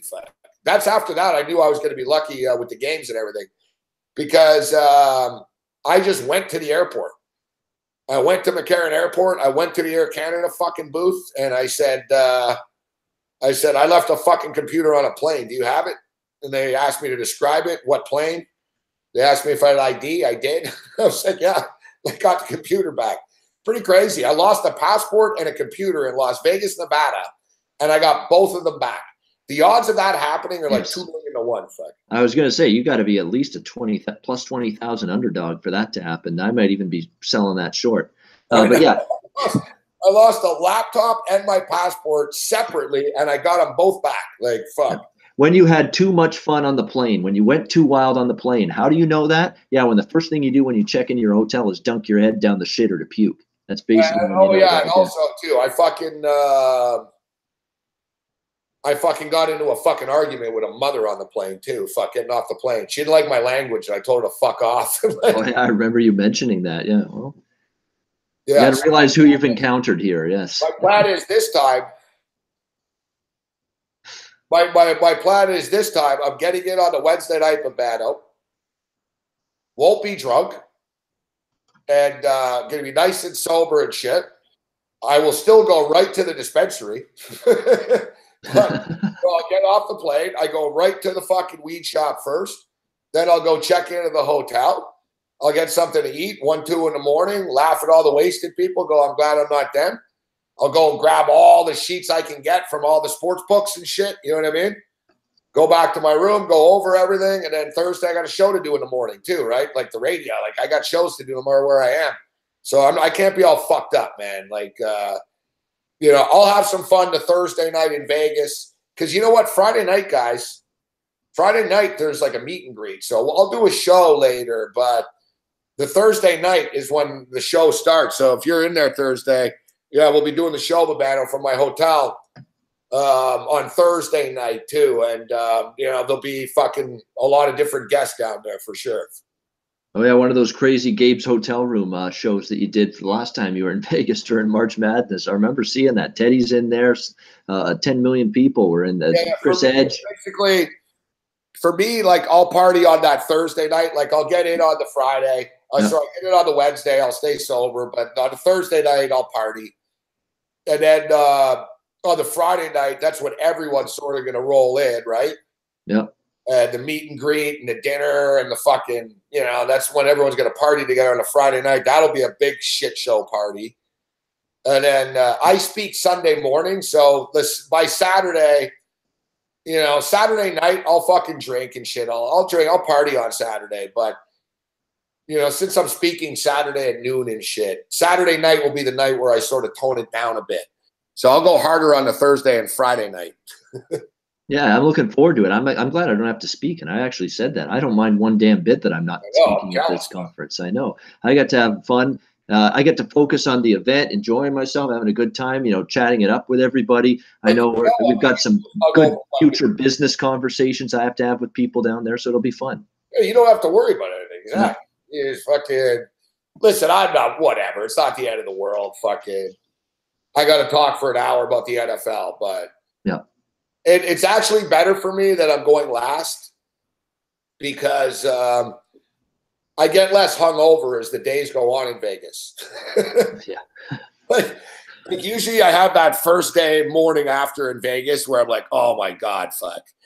I'm like, I can't drink for the rest of the trip. Like there's always that. Anyone who's been to Vegas knows what I'm talking about. But you get that second wind, that morning burst. Yeah. Casino that night. You wake up the next day and you're like, holy fuck, man. I went too hard, fuck. You know, and I feel like shit. So I get that out of the way. And then by the time I wake up Sunday morning, I'll just sort of like, I'm used to feeling like shit. It was like that when I was on the road with Homicide. By day 3 and by day 4, I was fine. I was used to it. I felt like I did in my 20s again. It was actually scary. I was drinking beer at 2 in the afternoon and shit. Fucking.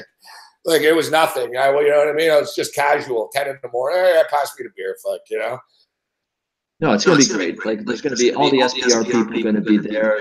Lineup of speakers. We've got lots of sports to bet and watch on Sportsbooks, too. That's what I'm looking forward to. NFL preseason. CFL, UFC, Fight Night in Lincoln, Nebraska, or Omaha, Nebraska that weekend, too. So, lots of stuff. See, that's sort of my plan. Like, I'll watch all the sports, and it's 3 hours ahead there, right? So, you know, I'll hang out at the sports book. We'll watch the college football, the UFC, and everything. Go out for a couple of drinks after, and then I'll settle down, fuck, you know, because I got to speak Sunday morning. And cheer on Hawaii, plus the points against Colorado State. I haven't forgotten that. I'm betting that. I like that. I like that side right from the very beginning. I'm sticking with it.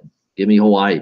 And Hawaii covered in week 1 last week, too, when they were on the road last year against UMass. So let's go, Hawaii. It's too many points, I think, for Colorado State with all the changes they're going through. All right, Babato, great stuff tonight. Yeah, very good. Radio on Friday. All right, Gabe, thanks as always. Have a good night, everybody. See ya. Babato. Body hit with Babato. Some good insight tonight from Babato. I on the Browns team total over. No, I want to. If it was 4.5, I might. But put it this way. I'm intrigued by the Cleveland Browns from a point spread perspective. Like, I'm not opposed to maybe betting on the Browns. I like their roster, but I'm not running to the window to say they're going to win 6 fucking games, man. They've won 1 game in the last 2 years. And I know that Tyrod Taylor's there now, but so is Hugh Jackson.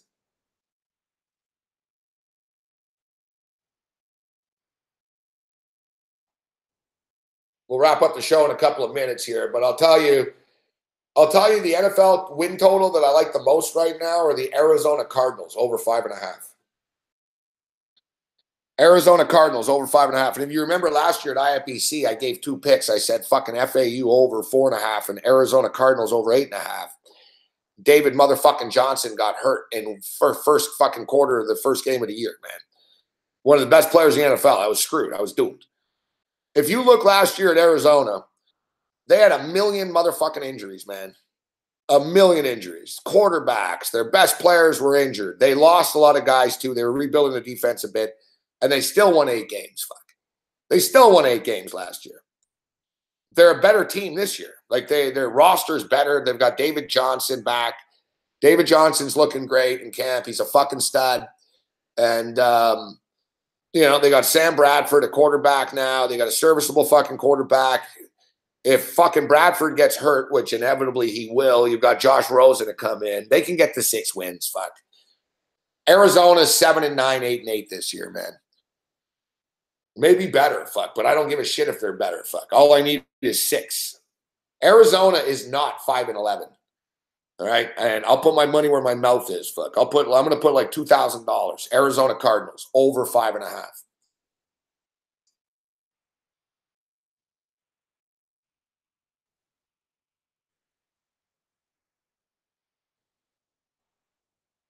It's good. I don't have a problem that Arians is gone.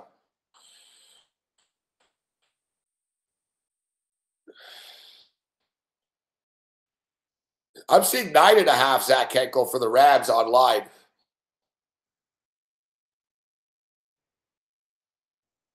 Need the Dodgers here, guys, too. I'm with you. I'm on the Dodgers. I had more on that soccer game, so I'm glad we hit that, but I want the Dodgers here on the way out. Fuck, come on. Tired of the Dodgers fucking us. Fuck. I'm a Dodger fan, and if you notice, I really don't get too mad. Like, I give the Dodgers a lot of fucking leeway. Fuck. Probably too much, to be honest. Like, I'm going to be pissed off if they cost me this bet tonight. Like, really? You're going to get swept by the Milwaukee fucking Brewers? Fuck, come on, man. I know the Brewers are decent. I'm not shitting on the Brewers, but come on. This is not acceptable. Fuck. You got to fucking, that's the thing with the Dodgers. Their bullpen's a little questionable.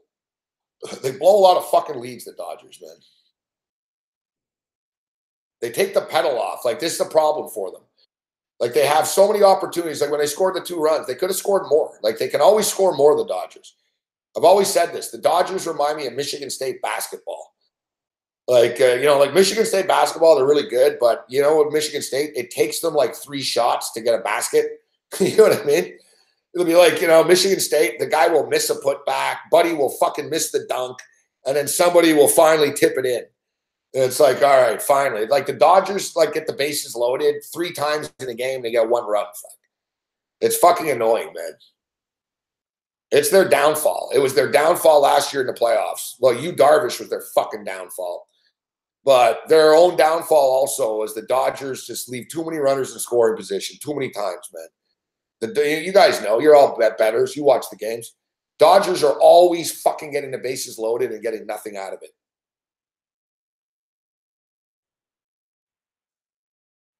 I do like the Rams, Zach Henkel. I think the Rams win that division. A lot of people think the Rams are overhyped and are going to take a step back. I don't see it. I think the Rams are the real deal. I think San Francisco are overrated.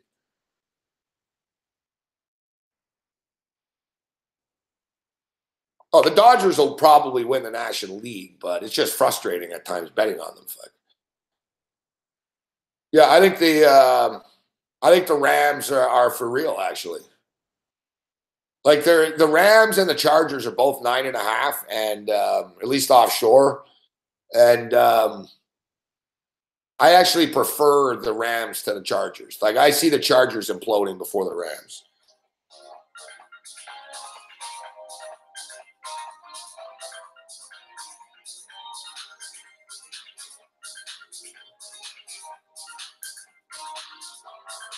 I don't know who's calling me right now, but I'm not a massive fan of it. I'll tell you that much.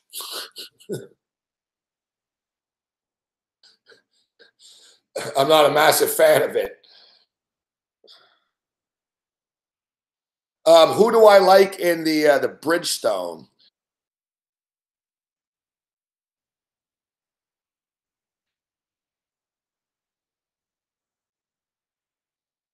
I'm opening up the odds here.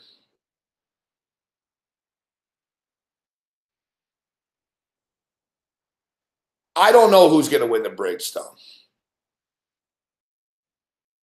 But I do have a couple of top fucking props here. What was it? Top 20 finish.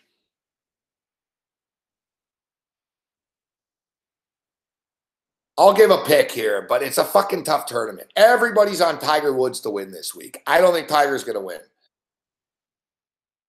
I don't think Tiger's going to win.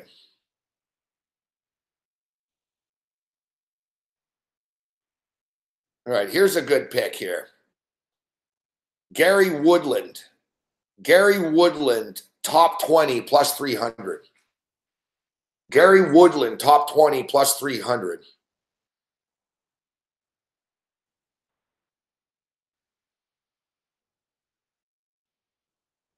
And to win the thing,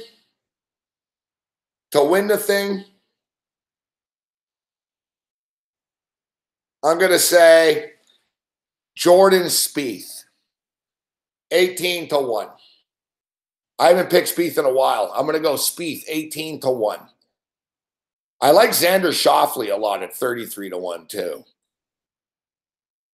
I like Zach Johnson at 45-1 also. I think that Zach Johnson, like top 20, is a nice bet as well. Gary Woodland plus 300, top 20. But ultimately, when push comes to shove, I think Tiger is going to be right in the fucking mix, but he's going to fall short. I think Tiger finishes in like 6th or 7th place or something. Tiger's going to play well. I'm not a Ricky Fowler fanboy, but I think Ricky Fowler is going to be in the mix. There's no long shots here, guys. It's all good players in this tournament, and it's always big-time guys that win it, too. Tiger's an 8-time fucking winner here. Dustin's not going to win. He just won last week. He won't win. He wanted to win a Canadian Open. Yeah, he's tuning up for next week's major. Rory's dangerous, but I'm not buying into Rory. There's no value with Tiger Woods at 12-1. Jordan Spieth is playing well, actually, now. He's getting his putter back. And he's fucking due to win. He's too good not to win, fuck, one of these weeks. So at 18-1, I think Spieth is worth a look. I think Xander Schauffele is going to be in the mix. I think Zach Johnson's going to be in the mix. You know what I like is a longer shot, Thorbjørn Olesen. The old Thor. That's it, though, really. I'd say Gary Woodland, top 20 at plus 300 is a nice little sprinkle bet. It's a tough one. I'll have some nice parlays and fucking make the cut stuff next week for the major. This one's tough, you know what I mean? There's no cut. It's a different style format. It's a week before a major event. You know, it's kind of a strange tournament, fuck. But I don't know. I've got a feeling Jordan Spieth is the guy this week, 18-1. Oh, you took a nice call. I like Kevin Chappell, too. Listen, big man, Chappell's not going to win, but I've got Chappell on my DraftKings team, and I've been doing very well with the DraftKings stuff.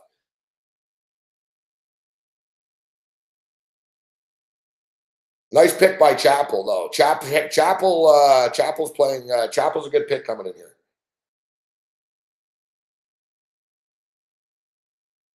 Ricky Fowler will be in the mix, and at 20, normally I say, oh, Ricky Fowler, these guys are crazy. Fuck, look at the odds on Ricky Fowler.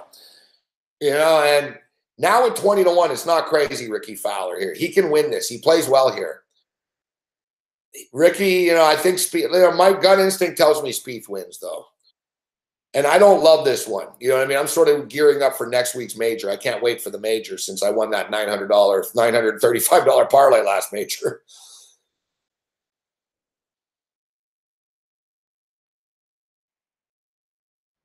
Exactly. It's like when you're getting Jordan Spieth at 18-1 and Tiger's 12-1, it's like, man, Spieth is playing better right now. And two, also, guys, I can tell you too, this will help you. I'll share a little secret with you. But I always tell you guys about correlating fantasy projections and betting, right? Computers are pretty good at this stuff. I mean, I used to be, fucking projections and whatever, but trust me, hosting a DFS stuff and, you know, these projections are accurate, man. The computers are smart. Fuck, they know what they're doing. So just for the record, the computer projection tomorrow, or for the Bridgestone, is Dustin Johnson 1, Jordan Spieth 2, Justin Thomas 3, Rory McIlroy 4, Paul Casey 5, Ricky Fowler 6, Jason Day 7, Tiger Woods 8. So you sort of see, like, the reality is, like I said, I think Tiger finishes around 6 or 7, right? But Tiger is the 3rd highest favorite because he's Tiger Woods. Yet in reality, he's probably the 8th best choice, right? I trust the computer projection more than the public fucking love affair with Tiger. Henrik Stenson, Webb Simpson, Francisco Molinari, Zach Johnson. The computer likes Zach Johnson. There's a few projections that like Zach Johnson. But there's no long shot here. You know what I mean? It's going to be one of these fucking dudes that wins. It's going to be Spieth that wins, Thomas. Justin Thomas, actually, I think is live coming into this. Ricky Fowler. Molinari just wins too much. I don't think he's going to win this. Molinari's been fucking flying around the world winning every fucking 2 weeks. Like, he's not going to win this, too. I'm going with Jordan Spieth.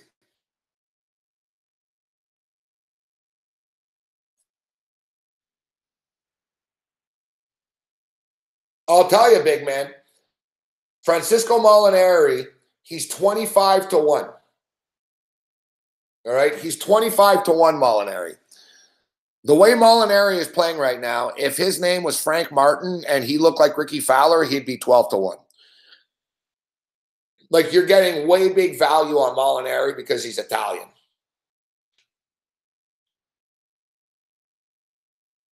Like, golf is like any other sport, right? Like, there's a hype and a public aspect to it of who they bet on.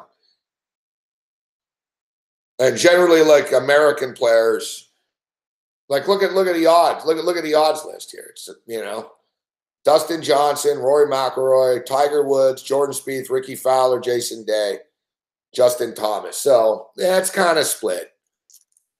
Dustin Johnson, American. Johnson's always fucking overvalued. Fuck, he's good, but 7 to 1 in the field. Like me and Feinberg talked about this last night. Like, Dustin Johnson at plus 700 in a field in like the Canadian Open last week is decent. It makes sense. You know, he's much better than everybody. It's a short field, and he should win, and he did win. So you're laying 700 in the Canadian Open, and now you're laying 700 in the Bridgestone against the best players in the world. There's no scrubs in this tournament. It's invite only. Top 73 players in the world. Like, you know, you got to be top 73 to be in here. So there's no scrub here in this tournament, right? And you got Dustin at 7 to 1. That's ridiculous. Rory at 11 to 1 is ridiculous. Tiger at 12 to 1 is ridiculous. I think you can justify Spieth at 18 to 1. You could justify a Ricky at 20 to 1, although Ricky never fucking wins. You know, Ricky's the king of fucking top 5. Jason Day's weird, fuck. Like, when Jason Day's in a zone, he's great, but I don't trust him. Justin Thomas isn't playing well, but I'll tell you, a lot of smart golf guys like Justin Thomas this week. A lot of smart guys like John Rahm this week, too. Molinari's down to 22 to 1 right now. It's just golf. Guys generally don't win as much as he has, so... Koepka, no, at 28. Fleetwood, I'm getting tired of fucking losing on Fleetwood. Stenson's dangerous always, but he rarely wins. Schauffele, 33 to 1's live. I think Schauffele's a top 10 bet. Let's see, what can we get top 10 for Schauffele? Xander Schauffele. Plus 333, Xander Schauffele, plus top 10. I'll play that. Xander Schauffele, top 10, plus 333. And Gary Woodland, top 20, plus 300.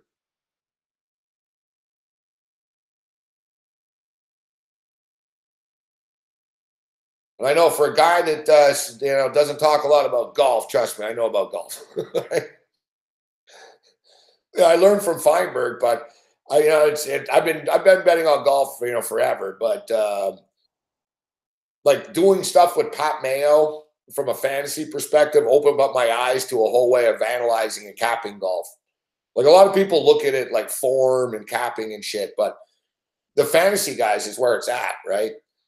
Because they can break down, all right, this course is par 5. So then you take, all right, this course is all about being a good par 5 guy. So then you take, all right, who are the best par 5 players? Who's the best birdie player? You know what I mean? Who can crush the ball?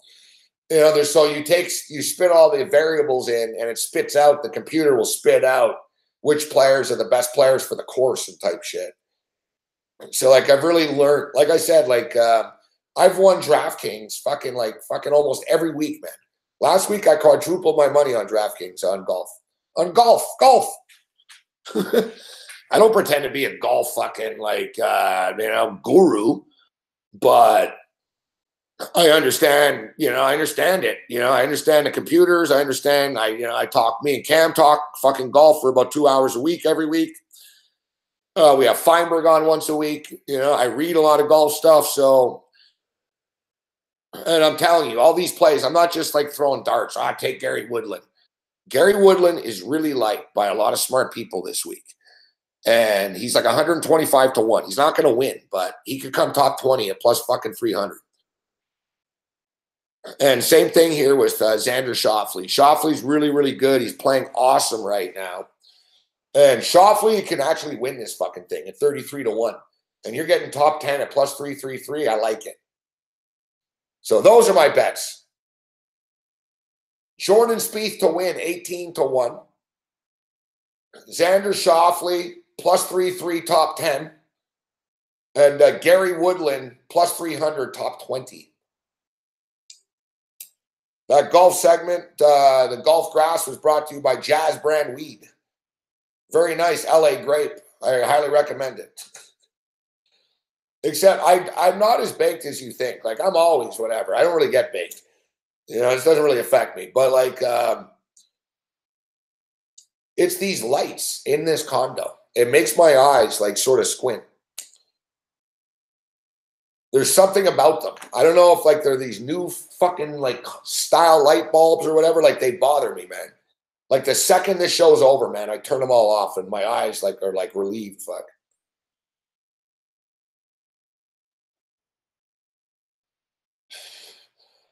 Like, anyone, if you don't know, like if you haven't hosted a video or whatever, like, it's fucking bright in here, man. I've got like fucking 6 lights on.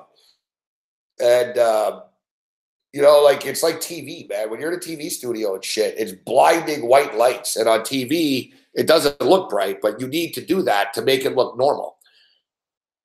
Right? So it's fucking annoying, man. Like, so one thing I won't miss, fuck, when I get out of this fucking condo. Even though I like it here a lot, I'm going to miss the condo itself, but it's time for I need new lights and new fucking, the chairs, and just everything's getting to me. We'll have about we got about 6.5, 7 weeks left here.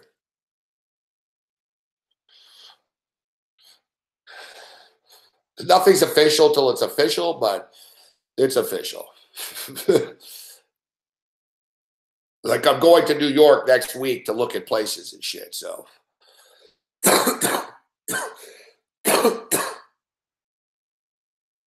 It's as official as we get.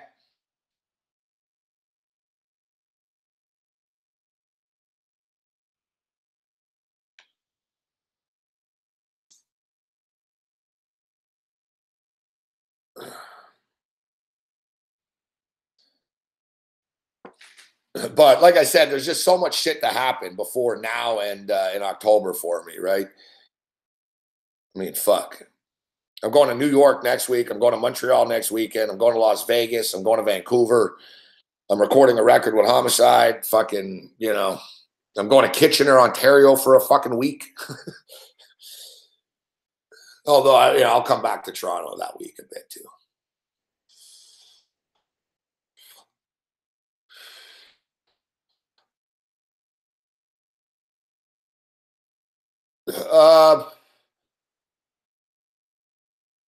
No, I'm not done with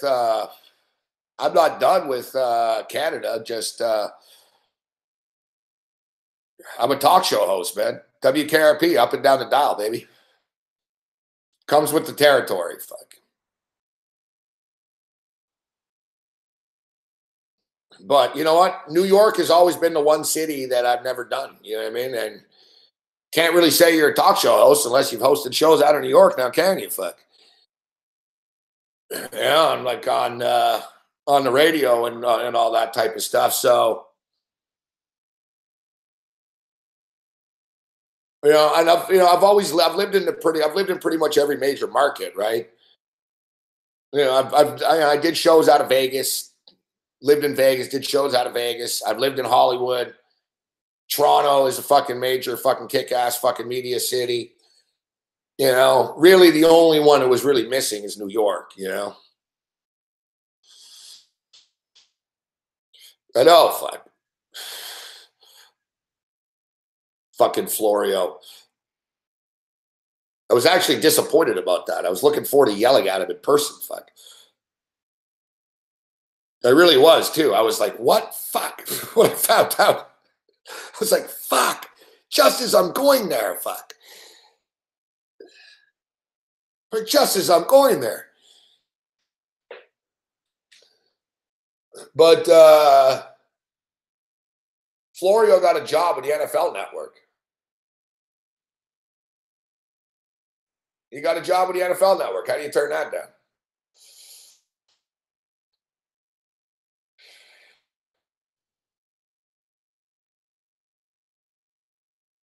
Yeah, he got a job. Good for him. He got a job with the NFL Network in Los Angeles, California. Even he moved. He moved to Los Angeles this week. I know. I'm moving to New York. He's moving. He moves to get away from me. Yeah, he's going to be. He's going to work for the NFL Network at the studio and shit. And exactly, he's going to do all the real research for that Fabiano guy. The head of NFL.com fantasy is Michael Fabiano. He's a pretty smart guy, actually. He's a good fancy guy. He got hired to be Michael Fabiano's personal assistant. So basically, Florio is going to do all the fucking work and research and fucking projections and everything. And Fabiano's going to go on the air, and you know what I mean? So Florio is not like, that's his job. So he's going to be at the fucking NFL TV studios and shit in a room with the fantasy guys, the NFL fantasy guys, and Florio's part of the team, but he's one of the bigger fantasy guys on there. You know, he's like he's on Fabiano's team.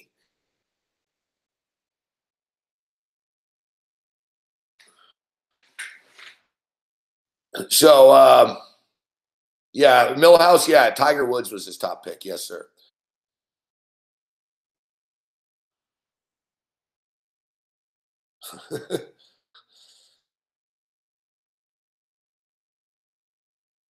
Well, listen, there's about 3,000 jobs in the fantasy sports world, right? Somebody's got to fucking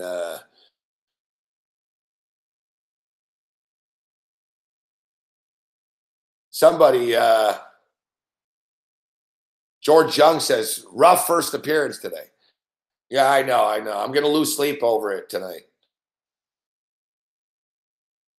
My entire reputation is fucking shot because fucking the Houston Astro game went over the number. I know. Yeah, well, as long as I have one of them, Drew, that's not my problem. People in the fantasy world always tell me that. I asked the guy, I go, how come you don't, I said, how come you just don't fucking work at that place? He's like, they offered me $40 an article. I'm like, well, yeah, I know it sucks. So, you know, I mean, it's not my issue. I'm like a UFC fighter that's doing all right? So, you know, I don't know what to tell you, fuck. Sell some pay-per-views and, you know, you'll get paid by Dana, all right?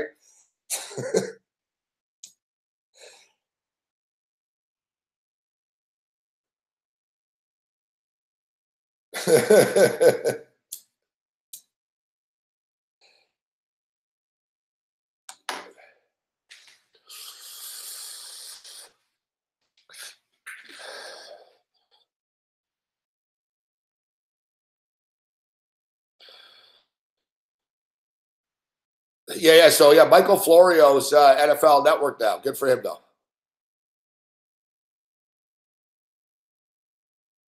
All right. So I got to get out of here. Hey, check me out tomorrow on Sirius XM at 12:45.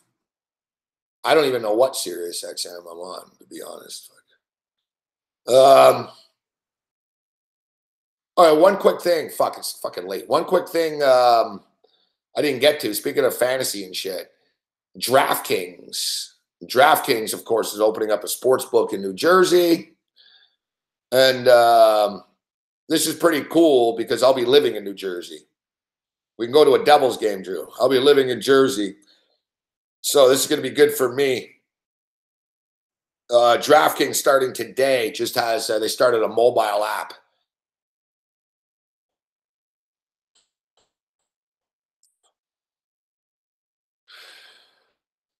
DraftKings just started a mobile app. It's going to be good for everyone in the state of New Jersey. And they're not fucking around. It's not like shitty juice and all this. The DraftKings book seems to be better than the FanDuel book. As a DraftKings, the guy is saying that it's going to be the exact same betting app as you see with fucking the MGM and Caesars apps in Las Vegas. And he's all over it, like DraftKings. It's pretty encouraging. I'm hearing the guy that's running the sports here. He basically goes, there's great opportunity with this mobile device. And he said the mobile device will have live in-game wagering on all sport events. It'll have a cash-out option, like Bet365. It'll have a cash-out option. He goes, same thing. And it's like he said, if you want to cash out half your bet, you can cash out half your bet. So it's basically DraftKings they're taking the hardware from online books. And basically DraftKings says, we're going to take action on Nathan's hot dog contest, Academy Awards, you name it. We're going to have live in-game wagering, increased amount of player propositions in the DraftKings betting menu, available on iPhone and Androids. It'll feature a cash-out option for bettors. We'll have the option of culminating the wager at a different price depending on the odds. He goes, I think we're going to change the way you bet on sports over the next 10 years, and we want to be at the front of it. The DraftKings Sportsbook app will be offered on a separate app than their fantasy app. But players will have a shared wallet between the two apps. Yeah, of course.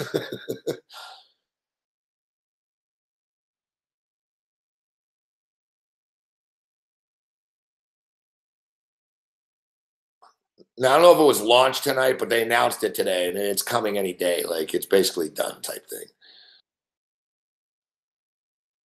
And, Mississippi became legal today. It's official. Mississippi started taking sports bets today. Good for them, fuck. Mobile wagering not allowed in Mississippi. In person only. Mississippi becomes just the third state in the United States to take bets right now. New Jersey, Delaware, and Mississippi. Not counting, obviously, Las Vegas. I mean, you know. Hey, it's pretty cool. I've been in Mississippi before, so now I know if I'm ever there, I know, all right, I can bet on the fucking game when I'm there. But for me, this will be good because suddenly I'm going to have a hard time. Like, Bet365 is not going to be in my wheelhouse as much anymore. I like this. Fucking DraftKings announced the hiring of Jamie Shea as his head sportsbook digital. Shea will work out of a 25-person office in Hoboken. Perfect. I'm gonna be like fucking probably in the next building, like across the street from them and shit, fucking betting on the DraftKings app. Fuck. Where's my money? I can go across the street. Fuck. It's great. I'm gonna be able to go yell at them. You motherfuckers, you fucking took that down live.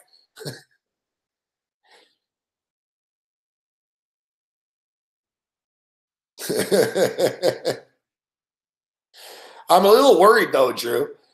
I'm a little worried that I'm going to be too close. Like,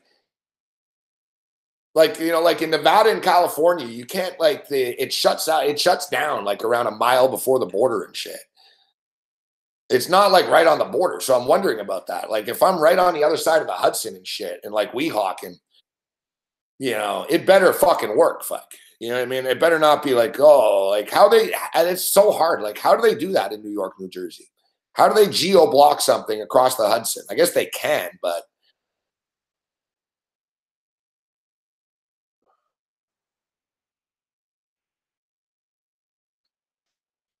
I don't, you know, it's just strange. So it's like, is someone on the other side going to be able to fucking, is somebody on the other side going to be able to bet? I don't know. I know, like I said, I know Nevada and California, because people obviously have tried, right? Like people in California have tried to fucking bet like right at the border on the other side and blah, blah. People like the last second, let me get this bet in. You know, there's a lot of reasons why people need to do these things, right? Like T-Bone's been in that crunch before. He couldn't make it to the book before kickoff. So he's speeding on the highway trying to get there. So he's trying to get to the state line, so he could fucking bet on the mobile device. And it pissed him off. Like he got to the fucking the Nevada side, but it wouldn't work still. And he said he had to drive like fucking 2 miles in and then it worked, you know?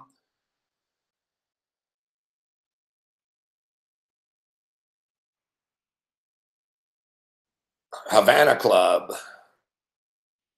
Yeah, Rutgers and Michigan. That's the Rutgers game I'm going to go to. Rutgers and Michigan in November. Michigan goes to Rutgers.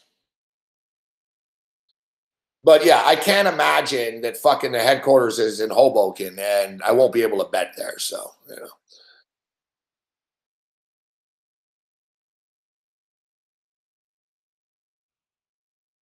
We'll see. You know, I'll visit that FanDuel book. Fuck, they have the FanDuel books right next to the football stadium. So Monmouth has got something. And you'll see in New Jersey, it'll start popping up like in smaller places. And next thing you know, they'll have fucking betting kiosks and gas stations and shit. Fuck. All right, so we're out of here. We'll see you there, Millhouse. We'll see you soon.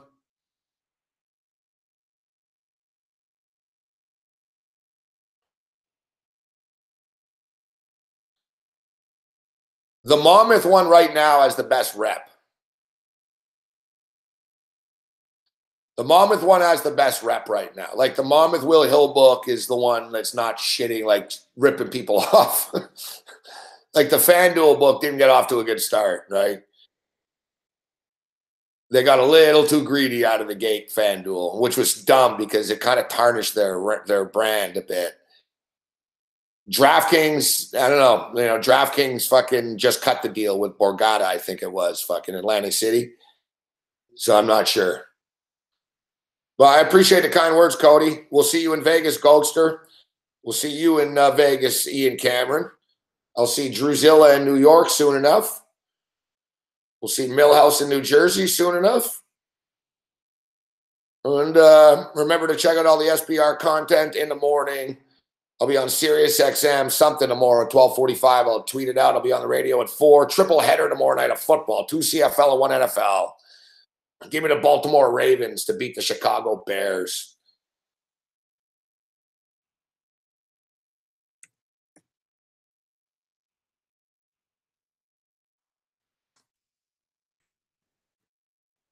I wanted to end it. Fuck, I've been ending the show earlier this week, if you noticed, and I've been feeling a little better, to be honest. But how am I going to end early when I had Babano on tonight? But great hit with Babano tonight. A lot of good information. Kenny.